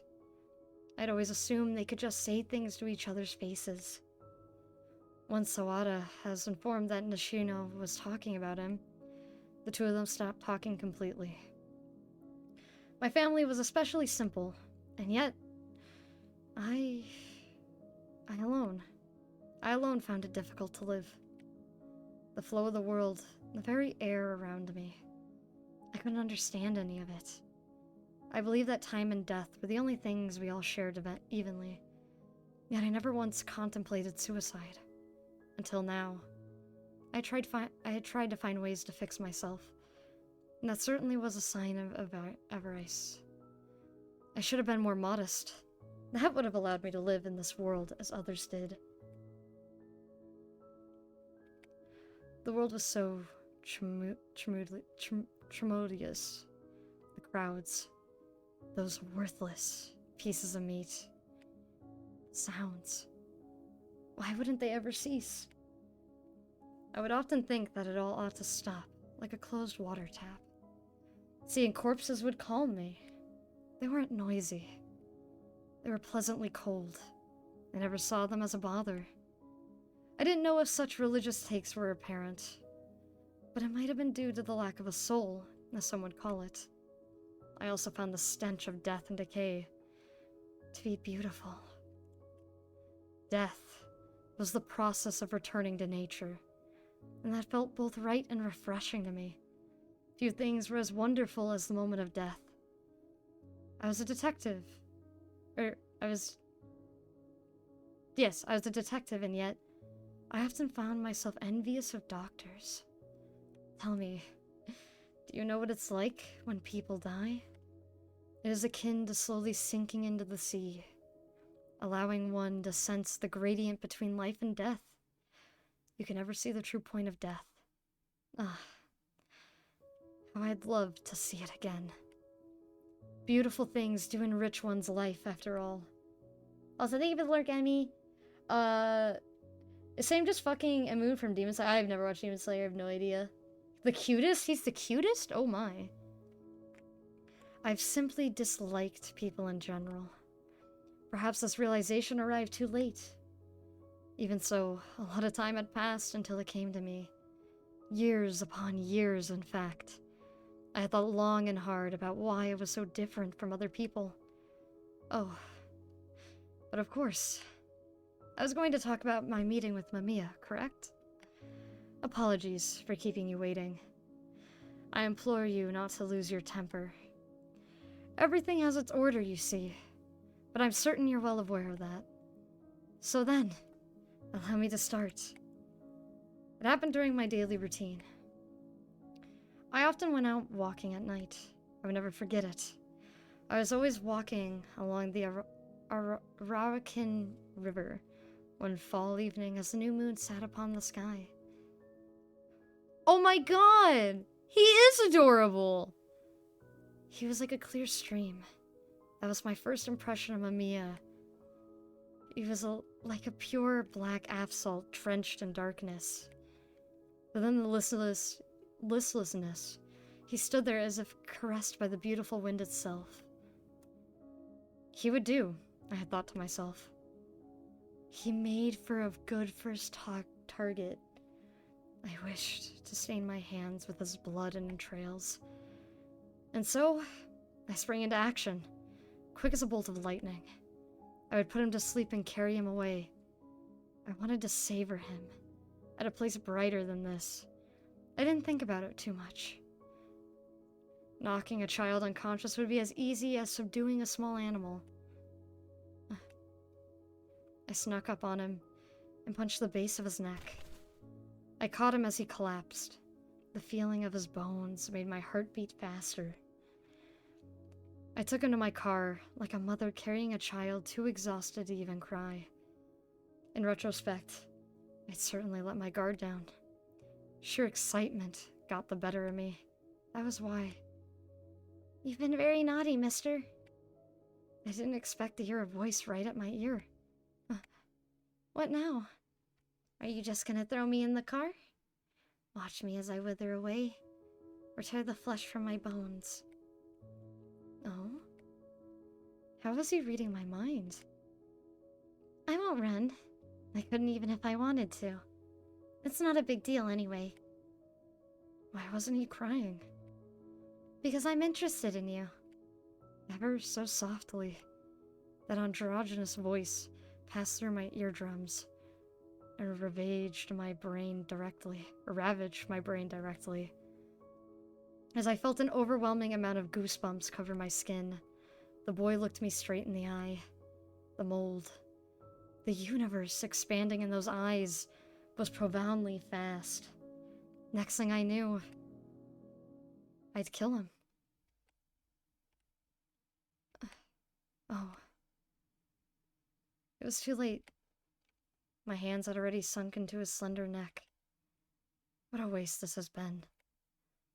I wanted to really take my time and savor it. Normally, I would never succumb to my impulses like that. And yet, the moment I saw his eyes, everything was over. I'd lost control of myself. All it took was a twist.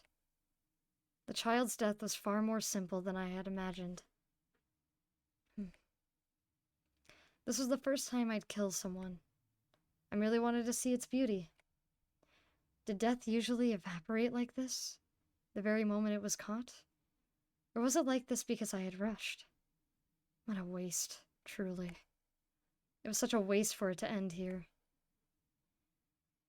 I should bring him home with me.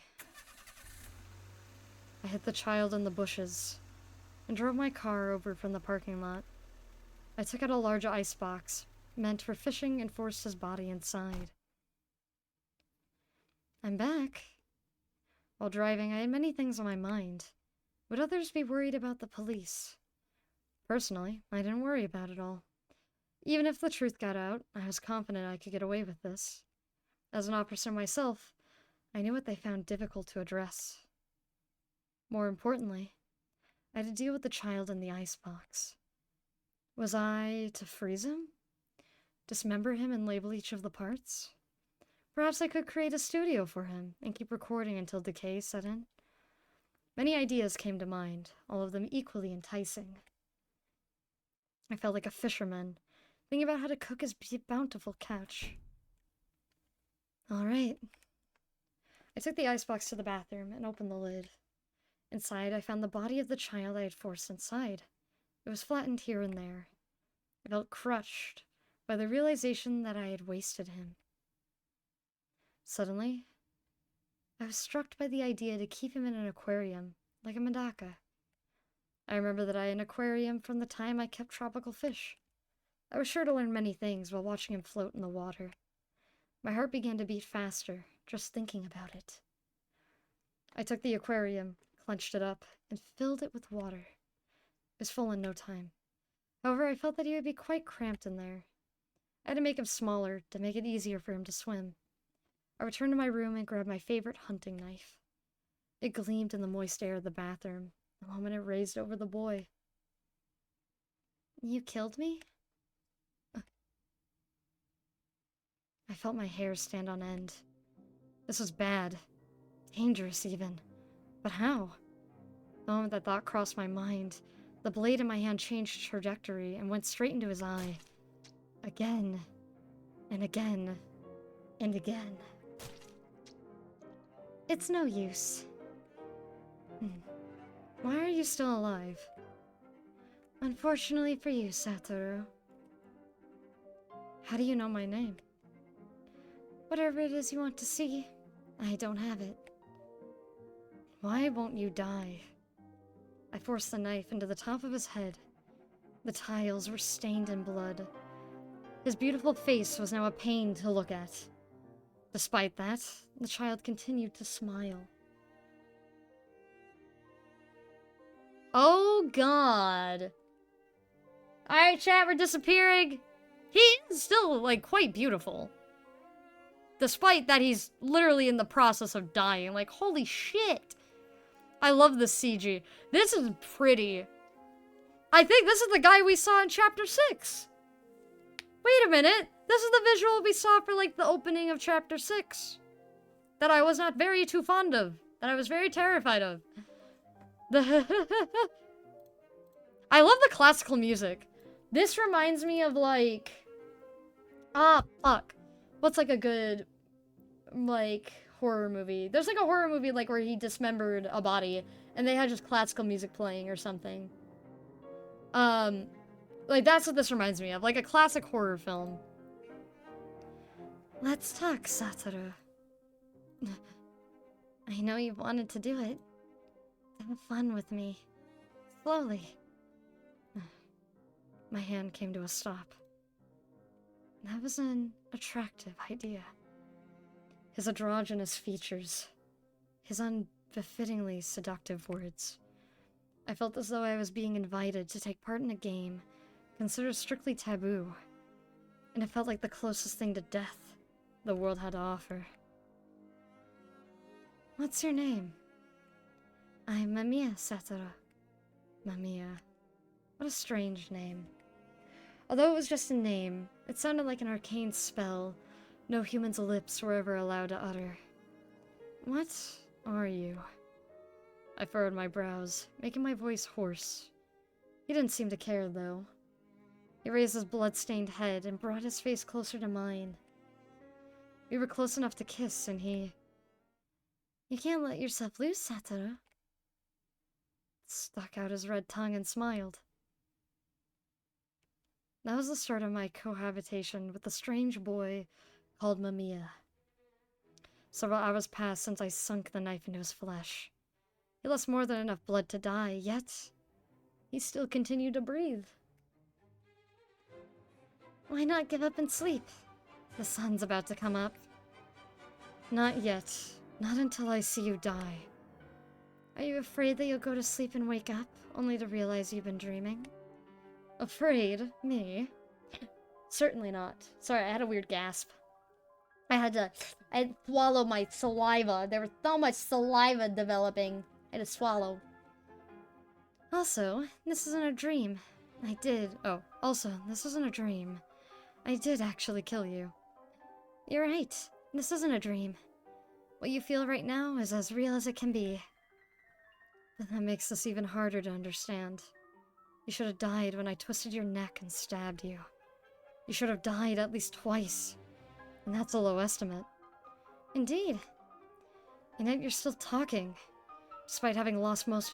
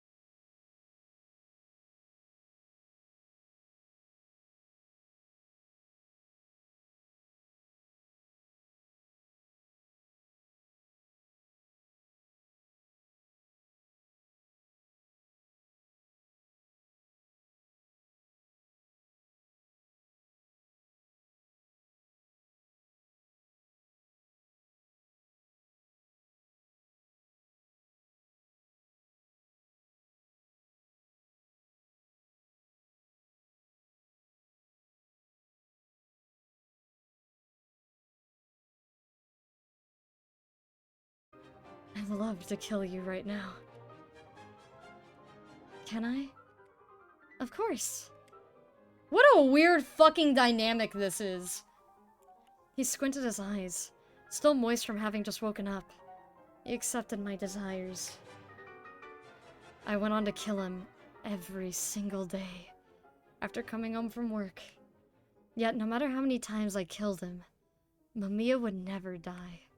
I chose to accept this as a fact. And so I thought of countless ways of murdering him. I punched him, drowned him, filleted him. I broke his joints in strange directions. I left him in a room with a high carbon monoxide concentration. He died every time. And every time, he would wake up again and talk to me as if nothing had happened. Say, Satoru, did you ever love someone when you were little? I think I did, yes. I've forgotten her name, though. I was still in elementary school, you see. What was she like? She had bobbed hair and a plain face. Looking back, she wasn't particularly cute at all. I don't even remember what drew me to her. I ate a sandwich and talked to the shackled corpse. It was a simple egg and ham sandwich. I used the butter I'd ordered, plus some fresh eggs, so it wasn't as bad as you'd expect. Mamiya seemed to enjoy chatting with me. Talking wasn't exactly a forte of mine, but I didn't think I'd make much of a conversational partner. When talking to Mamiya, though, none of my worries showed on my face. The smell of decaying blood, the pleasant sensation of bread against my teeth, and finally, the casual little chats Mamiya and I had. I enjoyed this space. It gave me something I hadn't felt in a while. A sense of peace. They were gentle, quiet days, and they seemed to pass by in an instant. I feel like Mamiya is the only person to ever talk to me. Why? I sometimes have that feeling come over me. Perhaps that's just how it is. We talked many times, and each time I came to face to face with my own immaturity and naivety. I became focused on arguing him down. Arguing him down. The next moment, I would notice the color of his eyes. His green eye had arcane light to it that seemed to embrace my heart. His black eye seemed to reflect my hideous self, like a clean mirror. It was like being submerged in a lake at midnight. As the darkness and the lake's surface became one, the water would rid me of all my senses. Drifting, weightless in the water, in that inky, never-ending darkness. I felt at peace, as though having entrusted myself to the Almighty. It was an indescribable kind of bliss that nearly brought me to tears. I felt happy, being lost in the bottomless depths of those eyes. They passed through my brain and melted into my very consciousness, leaving me at a constant loss for words. I found myself profoundly entranced by every clear inflection spoken by his girlish lips. Mamiya's words had always greatly impacted my daily life. They had a particularly noble influence on my relationship with society. But one day, Mamiya and I were eating at the table. I was enjoying a sirloin steak. Ooh, sirloin is good. I want steak now. Oh, guys, me and a sirloin steak, I'm gobbling that shit up. That thing, it will appear for 0.0005 seconds. The next thing you know, disappears into my mouth. Nom nom nom. Eat it, yes, eat it. Oh my god, it makes me so hungry. I'm getting a sandwich after the stream, I swear. I cut it into small pieces, and used a fork to bring them to my mouth, occasionally washing them down with soy milk. Mamiya was eating steamed buns with milk. Oh, that sounds good too! I've never had a steamed bun! That sounds delicious! I want it! I know that they're killing each other over and over again, and he's a sick fuck. But I mean, hey, if he offers to make me a meal first, I'll become Mamiya, okay? Okay? Just offer me dinner.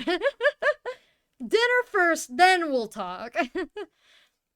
He drank it, straight from 1 liter paper pack, making loud gulping sounds, and it's probably poisoned. Lunch with the corpse was quite fulfilling. What is it? You're not eating. Oh. Are you worried about something? It was rare for me to expose myself like this. In Mamiya's presence, I couldn't help but let my guard down every now and then. Well, I don't feel too good at work. My job always requires cooperation, since acting solo is genuinely looked down upon. As a result, I often have to operate with other people. Recently, there was a crack in the relationship between the team members. Did you notice that yourself? No, my superior pointed it out. I didn't even think about it until then. And, well, I'm the leader, so I'm supposed to do something. Society says that men rarely talk behind each other's backs, and that there's no drama in our relationships. But I don't agree with that. In fact, I find that men are more ambiguous and jealous than women, so they often do what they can to bring others down. At the very least, I try to make sure that it wouldn't happen at the police station I worked at, but it didn't go too well. I just don't understand. What is considered acceptable to say, and what makes people upset? I sighed and continued eating my sirloin steak in silence. This has been on my mind for a while now. Is there a way to make them stop talking behind each other's backs? Mamiya stopped to think for a moment, before speaking up. You can't do that, Satoru. You can't just stop the flow of other people's words. Even if you shut one or two people up, someone else would speak. That's how rumors work. It's how they spread and circulate. The boy stood up and walked up to me. Listen, Satoru. This world is a game. A game? I made a suspicious face. I was a bit disappointed, frankly. I didn't think he would use such a stale expression. You're thinking something rude, aren't you? Listen, this world is a game about trying to do well in society. Oh. What are the conditions for playing a game? Well, the rules that each player understands. I'll say it again. Society is a game. And so is the organization you belong to. You mean the police? Listen, Satoru. Not saying bad things about people in their presence is just another rule of the game. It's not about you not reading the mood, or not being able to understand people's feelings. It's the same principles as the inability to use hands in soccer, or double dribbles in basketball. That's all it is. A rule to making the game more fun. A rule. You've just learned that rule, and it will allow you to play the game properly, right? He looked up at me, with an indomitable smile. His words, however, made me uneasy. Games have rewards. What would that be here? Your social standing. That was something I desperately wanted. He's so useless. God, what a shitty assistant. He'll just run into a career dead end sooner or later, right, same? There it was again. Things like this happened all the time, in groups and organizations. Why was he asking me that? Why did he want my agreement? How was I supposed to respond? I then remembered what Mamiya had told me. This world is a game about trying to do well in society. Not saying bad things about people in their presence is just another rule of the game. I suppose this is a place where we complain about our coworkers. Huh? What kind of question is that? Can't you tell? I knew the rules now. That could only mean it was okay to talk behind people's backs here. Yeah, I agree completely. Man, I'm kinda relieved. Guess even you've got complaints and shit piling up, huh? I wasn't sure what they were saying. I just knew that they were talking, and that was it. At that moment, a poem I respected a lot came to my head. Unflinching in the rain, standing strong in the wind. Unflinching in the rain, standing strong in the wind. Before I knew it, we were talking about a recent burglar murder. I was overcome by shock, like I had just found shelter in the middle of a storm. They didn't suspect me in the slightest. Oh. In that moment, the air in the room became absurdly easy to breathe. I felt like I had just resurfaced from underwater. Was it always this easy? Was it this easy to live as part of society? Once I had the reasoning, there was nothing to fear and nothing to blame myself for. As long as I knew the rules, even I could participate in this game called society. Until now, I had only viewed Mamiya as a talking corpse. But that day, he became someone special to me. He would once again begin to occupy my thoughts. What was he exactly? He looked like a young boy still in elementary school, but spoke like a wise old man. Was he a reaper? An angel? Both felt correct, but neither of them seemed right. Regardless, he had appeared before me. Naturally, I began wanting to know more about him. I want to know you. When I said that, Mamiya looked at me in confusion. You already know plenty about me, don't you? Of course, I know the lengths of your arms, the color of your fingernails, the thickness of your skin. But this isn't about your body. I want to know about your true nature, and the life you've led until now. Mamiya put a hand over his chin and lost himself in thought. Very well. It'll be a challenge. What? If you win, I'll talk. But if you win, you'll have to tell me about your past. I was confident I could win. I had participated in many a bet over the years and never lost one. Brimming with confidence, I chose to accept his terms. Oh, I think he said if you lose, sorry. He took out an apple from the fridge and placed it on his own head. I had it bought so we could play William Tell together. William Tell was a man who shot an apple off his son's head and was forgiven for his crimes as a result. I would do the same. I brought over a crossbow from my room and stood before Mamiya. He sat in his chair and swayed as he waited for me to finish my preparations. So, will you be forgiven for your sins? Or shoot your own son in the head? Please don't move. I can't get my aim right.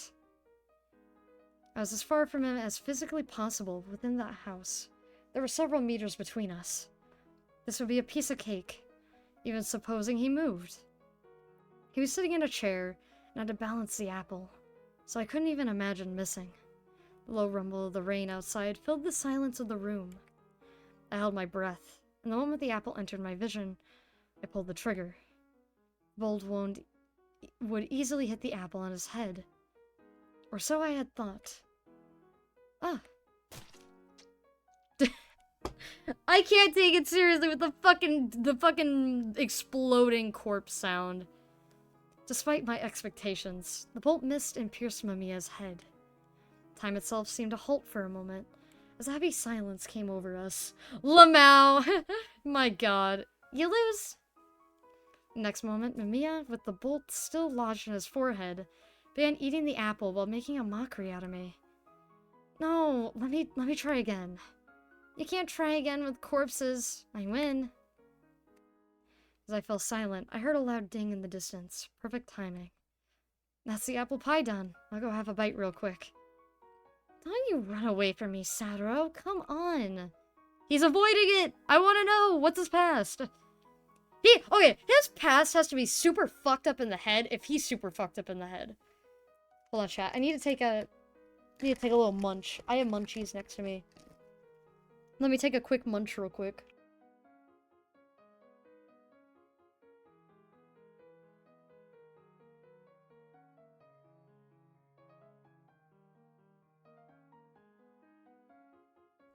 Guys, it's stale!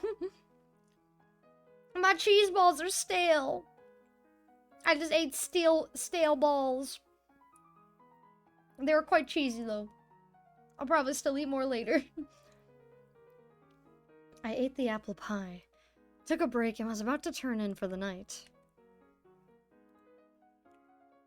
Mamiya, however, was in no mind to allow that. Sit. I did as the boy had ordered, and sat down on the sofa. Sitting on the table, he crossed his legs and looked down at me.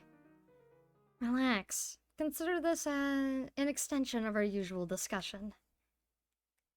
Talk about your family, friends, or anything, really. Friends. I can't say I have any. Could you help me out here? Mamiya silently ignored my request and continued to look down on me. I was cornered. He knew how difficult it was for me to talk about this. Well, I still haven't accepted the outcome of the challenge. I shot the apple. I'm certain of it. Though I suppose it's just me being a sore loser at this point. Apparently I've never been good at accepting defeat. I'm both well-studied and physically fit. I ate stale balls. They were cheesy, though. Yeah, see? Yes. Add it to the quotes. Put it in the quotes. Do it. You won't. I believe I could win any challenge. That's how my grandmother raised me. She often beat me with a wooden stick, you see. How nostalgic. Back in elementary school, I was on animal duty. I looked after things alongside a short girl who used to bite her nails. We had several Madakas in our class. The Madakas in the aquarium that seemed large to me back then were very lovable creatures. The other girl had cram school, so I was left alone to put the Madakas in a bucket, clean the green water, and put them back in the clean water. Naturally, the aquarium was made to keep the water clean for a long time. When in the clean water, they looked somewhat happy, which in turn made me happy too. Then one summer day, it happened. The Madakas all died. The pump had been removed, and there were eraser bits in the water. Even as a child, I could tell this was someone's idea of a mean-spirited prank. Below the blazing sun, I buried the Madakas. At a nearby mountain, the Madakas remain. Made me feel nothing. Wait, at a nearby mountain, is that the mound that Nagaki goes to? Is that why he goes there, to mourn the Madakas? Their lives seem utterly without value. As I buried them, I felt as though I was looking at my own future. I didn't know why, but I was oftentimes treated as a bad guy. I hadn't done anything. I was only standing there like the others. However, someone said it was me who did it. They pointed fingers at me. I didn't deny it. Why, you may ask? If I was innocent, I should have stood up for myself, right? Perhaps that is true. However, that seemed like a very difficult thing to me back then. Who would have believed me if I said that it wasn't me? What was going through the minds of those who had accused me? As I considered such things, I was left alone with my teacher, who forced me to write an apology. I was used to this, to being misunderstood, to being blamed for things others had done. I didn't care. It didn't bother me at all. That day, a rabbit died. I broke branches as I walked. I played by twisting puppy heads. I had several ants on me at all times. That was the kind of child I was. That was boring, wasn't it? Enough about me now. Mamiya, can I have a response? If you don't give me one, Am I a bother to you? Am I? In the darkness of the kitchen, there was a boy that had the structural beauty of a Pieta statue. I'd done something I wasn't used to doing. I felt as though I was slowly becoming unable to keep myself together. You parasite! Thank you for the follow, Katana! Oh, hi, Katana! Welcome in! How are your Valorant games going? That scared the shit out of me, as it should, Benuin. It's a scary follower alert. Welcome to the wall. You're now a parasite that lives in my wall forever. I just hopped off. Ah, nice. Well, I hope your games are good. We're playing some MAMIYA, and it took a very dark twist. Just as a warning, this game does have dark and heavy subjects. But we're here for it. We love it. Hi, Jester. Welcome in. How dare you bonk me? That was rude. Rudest of rudes. Hi. Thanks, Satoru. That's enough. I realized I had knelt down and started crying while Mamiya was hugging me. Mami... I was surprised how cold he was. He didn't have the warmth of a normal person. He was like a corpse. He was of a nature that rid the living of their warmth. A nature as persistent as it was strong. I can become someone who understands you. You cry during droughts. You wander aimlessly through the summers of cold. And yet I can understand you. I heard those words within the freezing chill and saw a ray of light in them. I was saved. Oh. I had always wanted to hear this. I had always wanted someone to say this to me. Always. On that evening, I opened the curtains. The rain had let up, and there was a rainbow in the clear sky. I'd only see a few of them in my life, so I felt as though this day, this moment, was an omen of some sort. Rainbows are so eerie. Why? Well, they're these giant objects of indescribable color, just hanging in the sky like that. Until now, I would just shut myself inside on days I saw rainbows. I felt like the rainbow would consume me and take me away if I went outside. I see. What about you? I feel like I'm looking at my kin. Unable to comprehend what he had meant, I ended up making a bitter scowl. Would a normal person say something like that? Well, rainbows are more often than not symbols of bliss. They probably make you feel lucky and happy. Lucky and happy. Imitating his words made me feel strangely cheerful. Rainbows are creepy, emo, so emo. The follow alert scared me too, yes, as it should. To me, MAMIYA was far more of a symbol of bliss than some rainbow. I haven't seen a rainbow since. I'm back.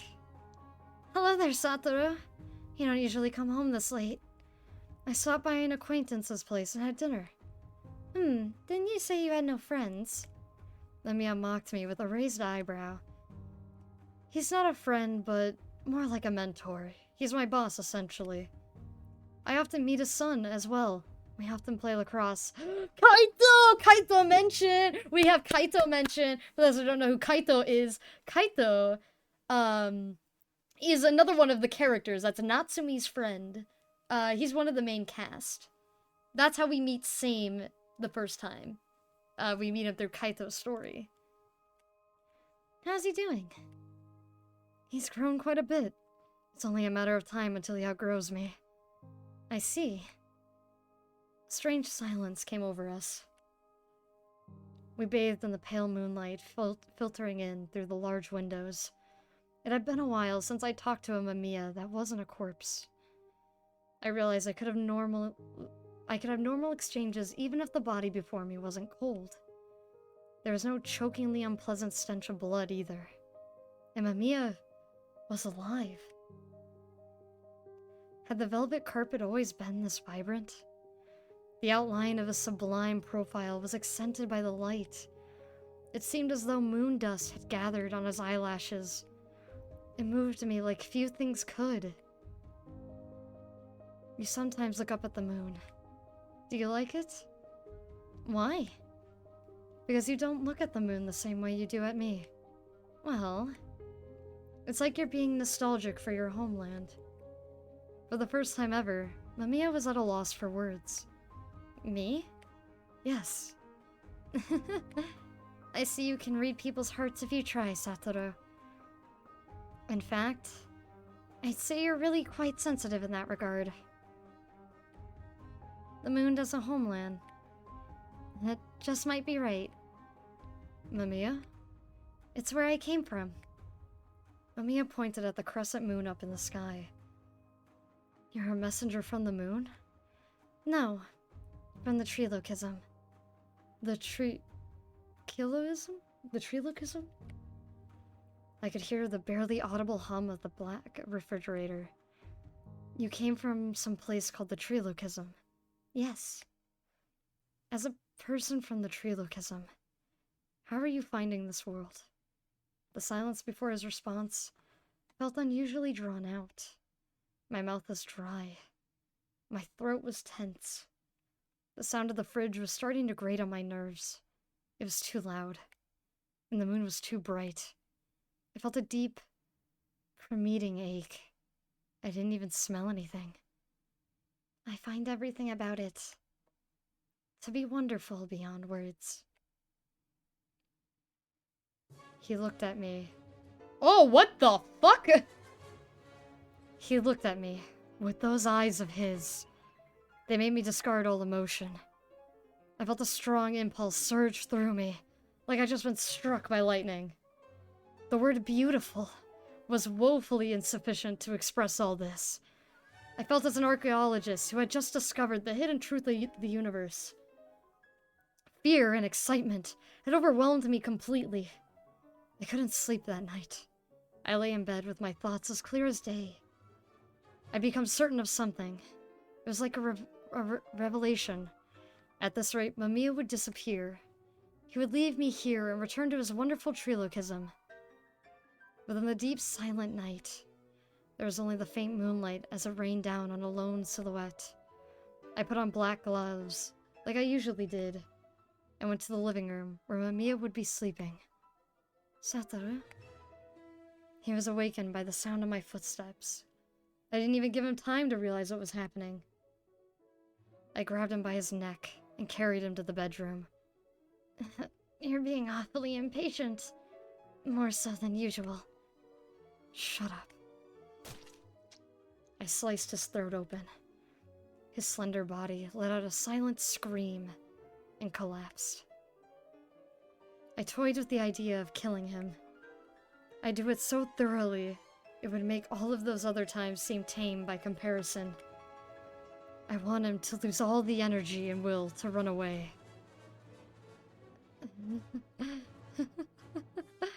I spent the night torturing him without mercy. The room was completely covered in blood, tears, and spit. My own sweat and saliva were mixed in there too. Mamiya was in such a sorry state that he could no longer maintain a human-like shape. He became a piece of meat. But that didn't stop me from panicking. I chose to bind him to the wall. Good morning, Mamiya. I brought you breakfast. I made some coffee and brought a sandwich to the bedroom. There was Mamiya-like thing in there, bound to the wall. Oh, the sandwich. It's tuna and mayonnaise. Very delicious. I have a day off, meaning I could spend it all with you. I spent the entire day there, only ever leaving to visit the bathroom or to make food. I read books and sharpened the knives I had hidden around the house, and the day seemed to pass by in an instant. Good night, Mamiya. Even when I woke up, Mamiya was still there, bound to a blood-stained wall. Being elated, I hummed a little tune as I prepared to leave for work. I'll be back soon. I was actually considering quitting my job. Mamiya was far more important to me than my current career. However, if I quit my job, I would be unable to participate in the game. I didn't want to stand out and be unable to understand the rules again. I'd finally learned how to enjoy the game. Holding back my uneasiness, I focused on my job. I told myself to uphold the rules and participate in the game. It was okay. Mamiya wouldn't run away. He might have been immortal, but he was still chained up against the wall. Why was I so optimistic, though? I knew full well that such things were meaningless against Mamiya. When I came back, I found only the empty shackles. Staggering, I ran around the house. The living room, the bathroom, the study, the storage. I couldn't find him anywhere. Why? No. No. I flipped the place upside down, looking for him. I swept away all the books, thinking he might be hiding in the bookshelf. I looked in the trash can. I looked in the washing machine. I even looked in the CRT.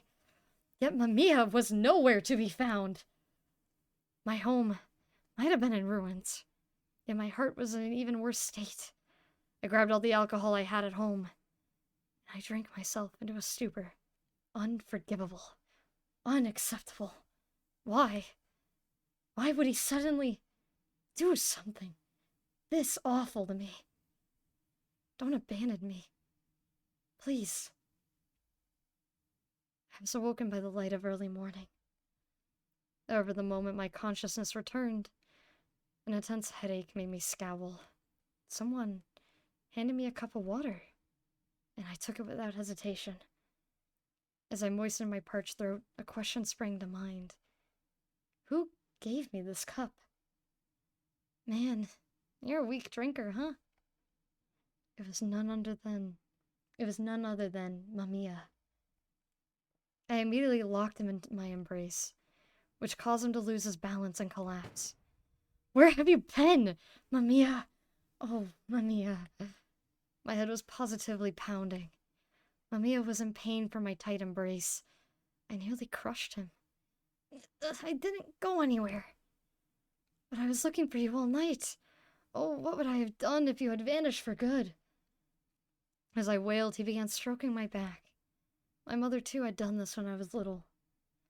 His hand was far smaller than hers, yet it helped calm my unsettled mind.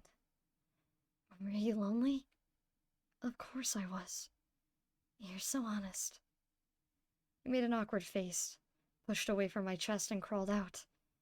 Let's take a walk, Satoru. He took my hand and led me outside, where I was greeted by a crisp blue winter sky. Why did he take me for a walk? We could have had far more relaxed conversations at home. Was he looking for a chance to run away? If so, I lost the moment we stepped through the front door. Was that what he had been planning? I began to panic. Have I done something wrong? Did you leave me because I'm a boring man? Did I bother you somehow? Mamiya didn't answer. Instead, he made a smile like the summer haze. I couldn't help but scowl. It was winter now, so why was I feeling so hot?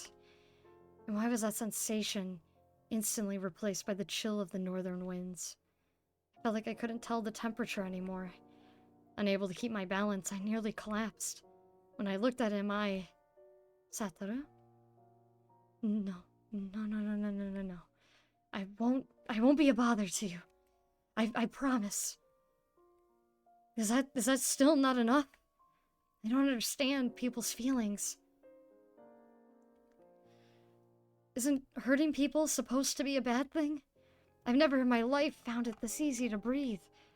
Until now, I had faced many difficulties and couldn't do anything right. So please, Mamiya, take me. Take me with you. Take me with you to your homeland, to the Trilokism. My voice sounded extremely hoarse. I put more strength into my embrace. I thought that would convey my feelings. It's been a while since I felt you be this organically passionate. Mamiya's words enveloped me like the voice of a father. I found peace. I felt like I could rely on him. You can't. However, he was cruel. What? Why? The kind of despair I felt in that moment was akin to being thrown straight into the deepest pits of hell. It should be obvious. It's because you live in this world. But if it's for you, I can't die. Because I'm not alive. You're standing in one of the few places with light. A place I'd wished to stand in many times before. That's why I can't take you to the Trilokism. After taking a walk around town in the clear weather, we returned home. That day, I came to realize that the happiness we take for granted can end very abruptly. One day, Mamiya simply vanished from the house without a trace. I ran out, desperate to find him. I looked everywhere, unflinching in the rain, standing strong in the wind. Snow and summer heat will not defeat me. Where are you? Mamiya! The cold rain, it cooled my skin. Oh, this is pretty. The night had become darker.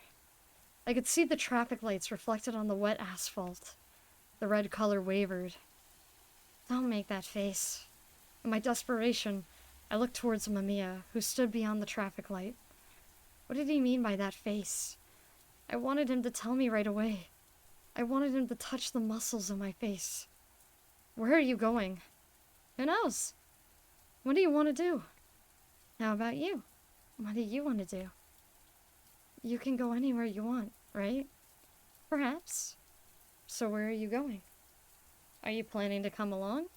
You can't do that, can you? Can you tell me what I want to say? Or can you tell what I want to say? Yeah? Then, say it. I know you're not good at this kind of thing, but say it clearly. You really are a bully. You like that about me, though, don't you? I looked down. The rain had grown more intense. I could feel it on my neck. It was like a mist enveloping us, erasing the sounds of footsteps and passing cars alike. I couldn't see Mamiya's face too well. It looked strangely vague, like it was all dizzy, exclusively in that area. The light was still red. Don't turn green. Don't turn green. I couldn't stop him if it was red. Or I couldn't stop him if it wasn't red. Don't go. Please, don't go, Mamiya. I'm sorry, Satoru. And so, Mamiya vanished. It was the later half of December. I felt him suddenly vanish. After that, I did the same thing all of you did. I looked around, checked family registers, and realized there was no sign of him whatsoever. I was shaken to my very core. I haven't seen a rainbow since then. I'd like to, though. And when I do, I want to shout. I want to shout how lucky and happy I am. By doing that, I believe I can finally become the same. Now we can move on to chapter 6, my friends. Still holding the book, I fell silent. I tried my best to remain objective, but I couldn't help but become invested. I was simply that moved by their stories. How come they see Mamiya as a positive entity? I mean, it's Mamiya's fault that my friends end up dying. Looking back at it, the various Mamiyas did frequently act supportive of my friends. It was just that the endings of each story were far too cruel. Would these people also end up dying horrible deaths? Or could it be that the stories differ in several ways? It's not going to be easy, but I can't make any judgments unless I see everything through to the end. That was one common point between all the Mamiyas, though. The trilogism. It was a word I'd heard many times now. What could it be? Would you like to find out? I was startled by the sudden voice coming from behind me. Why? Oh my god! Hold on, chat, we're disappearing for a second. It's all the Mamiyas! It's all of our friends' Mamiyas! And they've left some space for the invisible one. Look! Oh my god, they're gorgeous! They are so pretty. Why does the bunny look so sad? They all look so sad. Congrats on finishing the Pink House stories. Yeah! Look at them. They're so pretty. So pretty. Gorgeous. Why are you all here? They all sounded a chuckle, almost as if they were enjoying my reaction. Shouldn't that be obvious? We're here to lead the children we so dearly love to the trilogism. And what are you trying to achieve? And what is this trilogism? Oh, we don't need to answer that. You should already know. What? You still don't get it. How dull. I mustn't let them be in control. Say, spectator, don't you feel it? The nurse girl's abrupt question came like a gust of wind. The very act of living is full of contradictions. The boy in the gas mask and the boy with the rabbit mask continued to weave more words. The more things you gain, the more you want, and the more you fear losing it all. Strange, isn't it? I mean, we all start with nothing. Yes, souls never had bodies to begin with. Their clear voices rendered me speechless. You understand, don't you? Even our flesh is borrowed. I looked at this transient body I'd used as a spectator. Originally, no, everything that is in this world was in the ideal kingdom we called the Trilogism. They all gain transient forms and appear in this world as phenomenon. And so, we bring them back. We merely take things from this wretched world and return them to the peaceful land they came from. My fist was trembling with anger. Is that so strange? Of course, none of this makes any sense. Even what you say is true. It's still death. We're telling you, spectator, that death is nothing to be afraid of. In fact, it's a vital part of the process. Whether you let go of your unnecessary flesh and travel to the paradise that is the Trilogism. Listen, even if the Trilogism really does exist, they live right here, in this world. Maybe they'll be happier in the Trilogism, but dying means the end for them here. As always, you think only in terms of flesh and bones. A scarfed man appeared from between the children.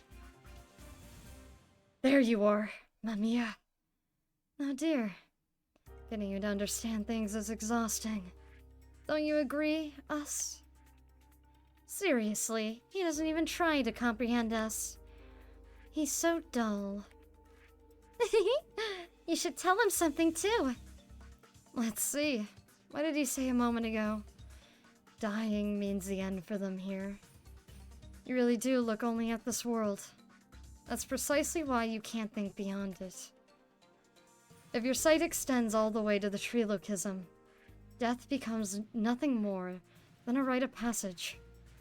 Like I've said, death is hardly anything to be afraid of. Even so, we live in this world. It's the only one we know. This ideal Trilogism you speak of, it's just a non-existent illusion. My shout made them fall silent. For a moment, I thought they understood me, but then they all glared at me.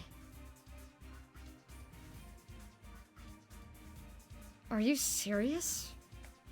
Did you seriously just say that? Hey, spectator. Listen well. As a spectator, you can't save the four of them. That's not true. I actually made them happy. I remembered all my interferences and recalled the endings I had created as a result. Sure, what I do is unclear, and maybe there are better ways, but I created new possibilities in which... Really? Did you really make them happy? You're not even from that world. Those words made me realize something I tried my best to ignore. You half-assedly gave them someone to depend on, and then just vanished. Did they really make them happy?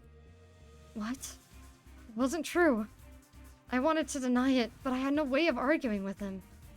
Right, you've no idea what happens after those endings. And that's why you're such a hopeless dimwit, Natsumi. I'm impressed that someone as immature as you could become a spectator. What you did was disguise your own selfishness as kindness. You do actually understand, don't you? You know what you really are. You know about the Trilogism too. What? Arisugawa began walking through that ashen world. Mamiya vanished, almost as if to look away from it. Wait, I'm still not... Damn it! No way. That can't be... It just... Hey! Please, tell me something! I knocked on the door, but got no response. There's no one behind the door. Felt the chill down my spine. Turning around, I saw the librarian, giving me her usual smile. Like I said, the scent of sin can be passed on. Miss Librarian, What happened to the person behind the door? If he was released, that means he's no longer a sinner. I should be able to meet him without issue. If you happen to know where he is. He vanished. What? He vanished. Disappeared. The person within the room is gone. You know what that means, don't you? But why? The librarian was still smiling. Why, you wonder? Well, I did tell you not to interfere, did I not? The temperature suddenly dropped. Her eyes were colder than ever. It's your fault. It's because you interfered and involved him that he chose to disappear in your stead. But that's... Normally, the disappearance of a criminal wouldn't do much for your sin. You would have followed after him, however. Our Lord is greatly moved by this friendship between sinners. You would not be punished until you finish watching the story you're currently in charge of. Isn't that great? Not to me. Do not become negligent, though. Then again, that's all you have now, I suppose. Yes, of course.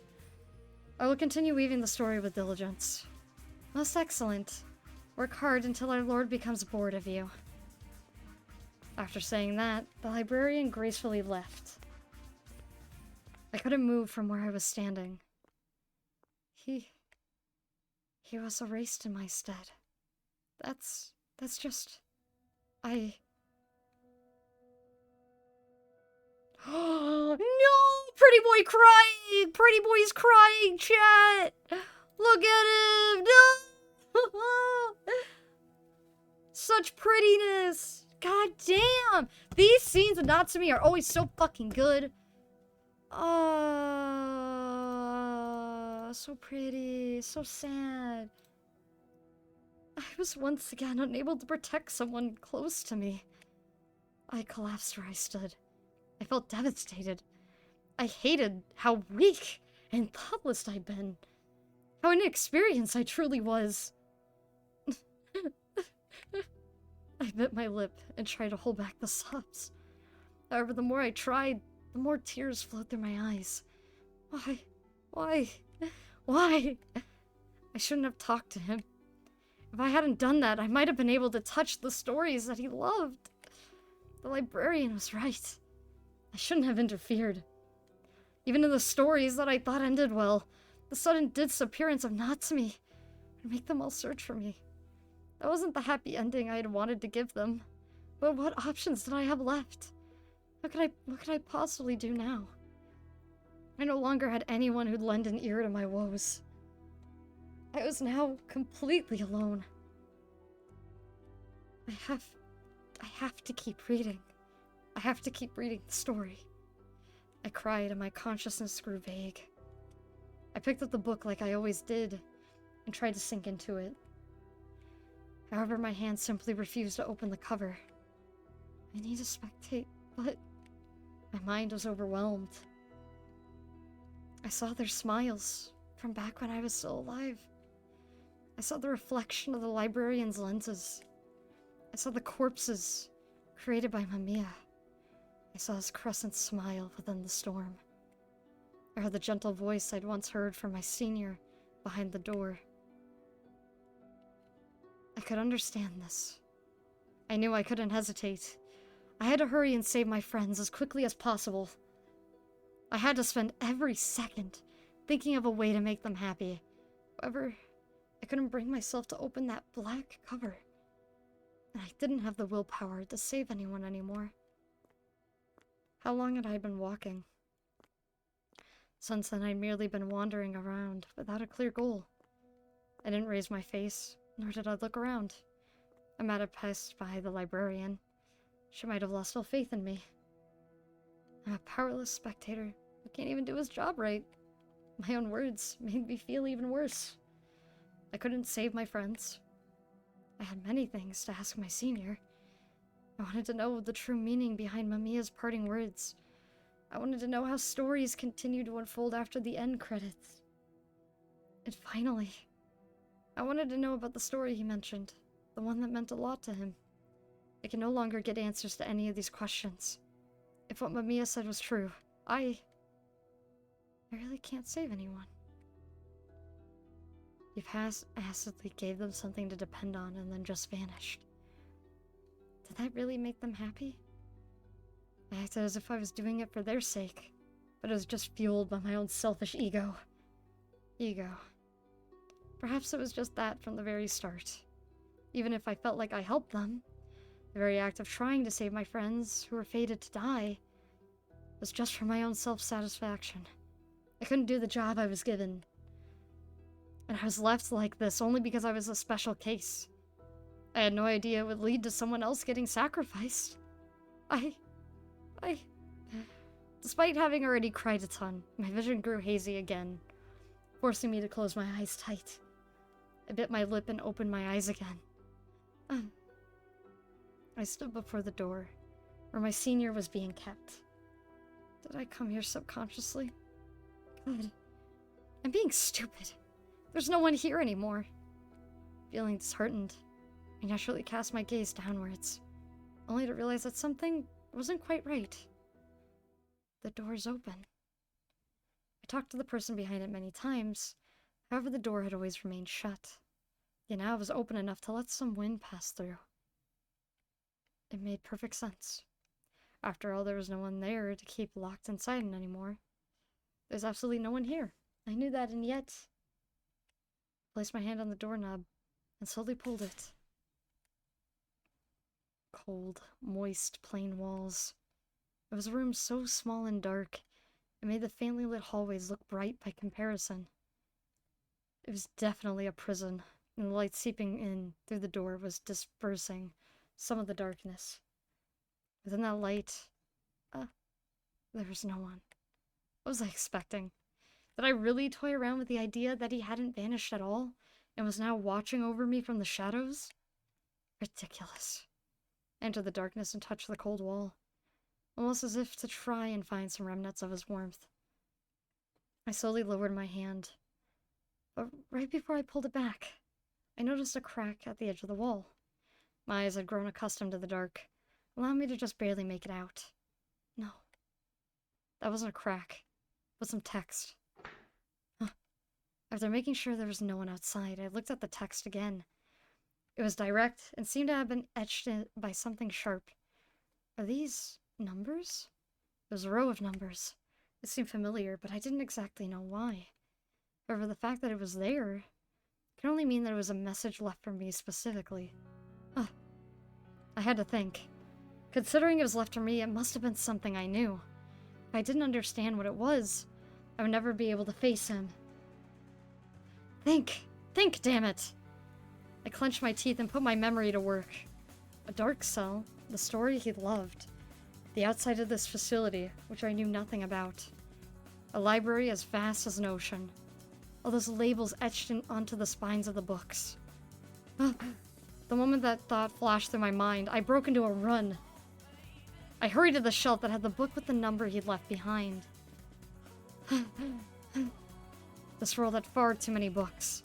You had to traverse a considerable distance just to go from A to B. It might have been faster if I asked a librarian, but I couldn't do that. There were other librarians, of course, but asking them was the same as asking her. And so, no matter how many ladders I had to climb, no matter how many stairs I had to descend, no matter how dizzy the sea of books made me feel, I'm on my own here. I need to find it by myself. I spent a good while searching for the spine with the numbers. Eventually, I found the right bookshelf. However, there were so many books with numbers that they simply couldn't all fit into my vision. Can I really figure out which one of these he was referring to? I looked over the spines with the numbers. Oh, and found one particular book without any text on its cover that in turn made it stand out. I locked my eyes on it and used the ladder to get it. It wasn't big or anything, just a standard Tanakoban-sized book. However, it weighed far more than the others. After carefully going down, I snuck behind the shelf and opened the book.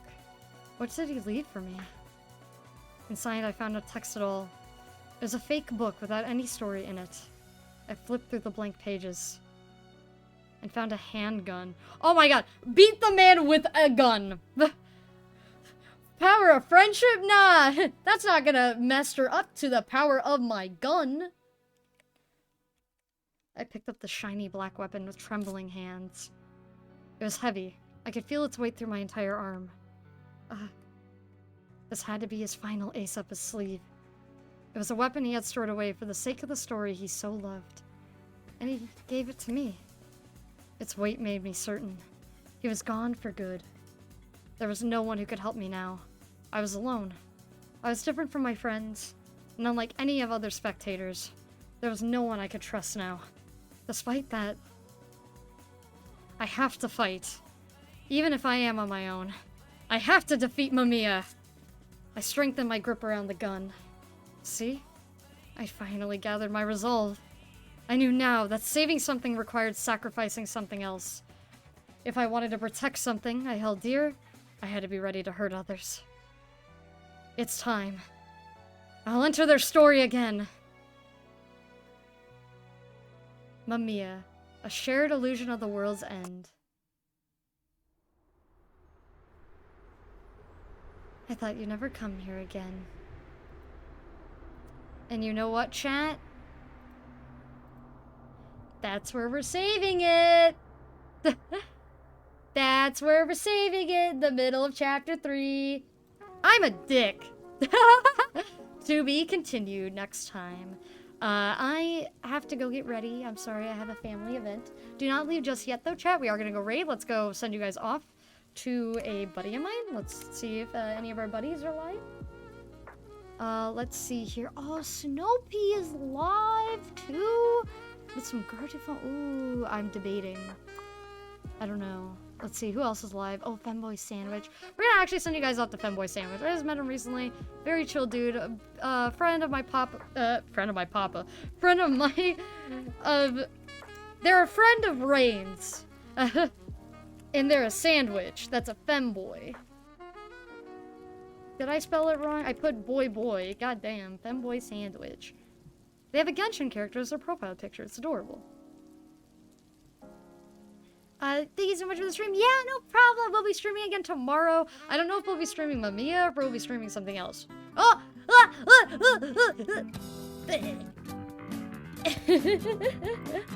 It's gonna take me back to a different screen. It's meant for the game screen. I'm sorry.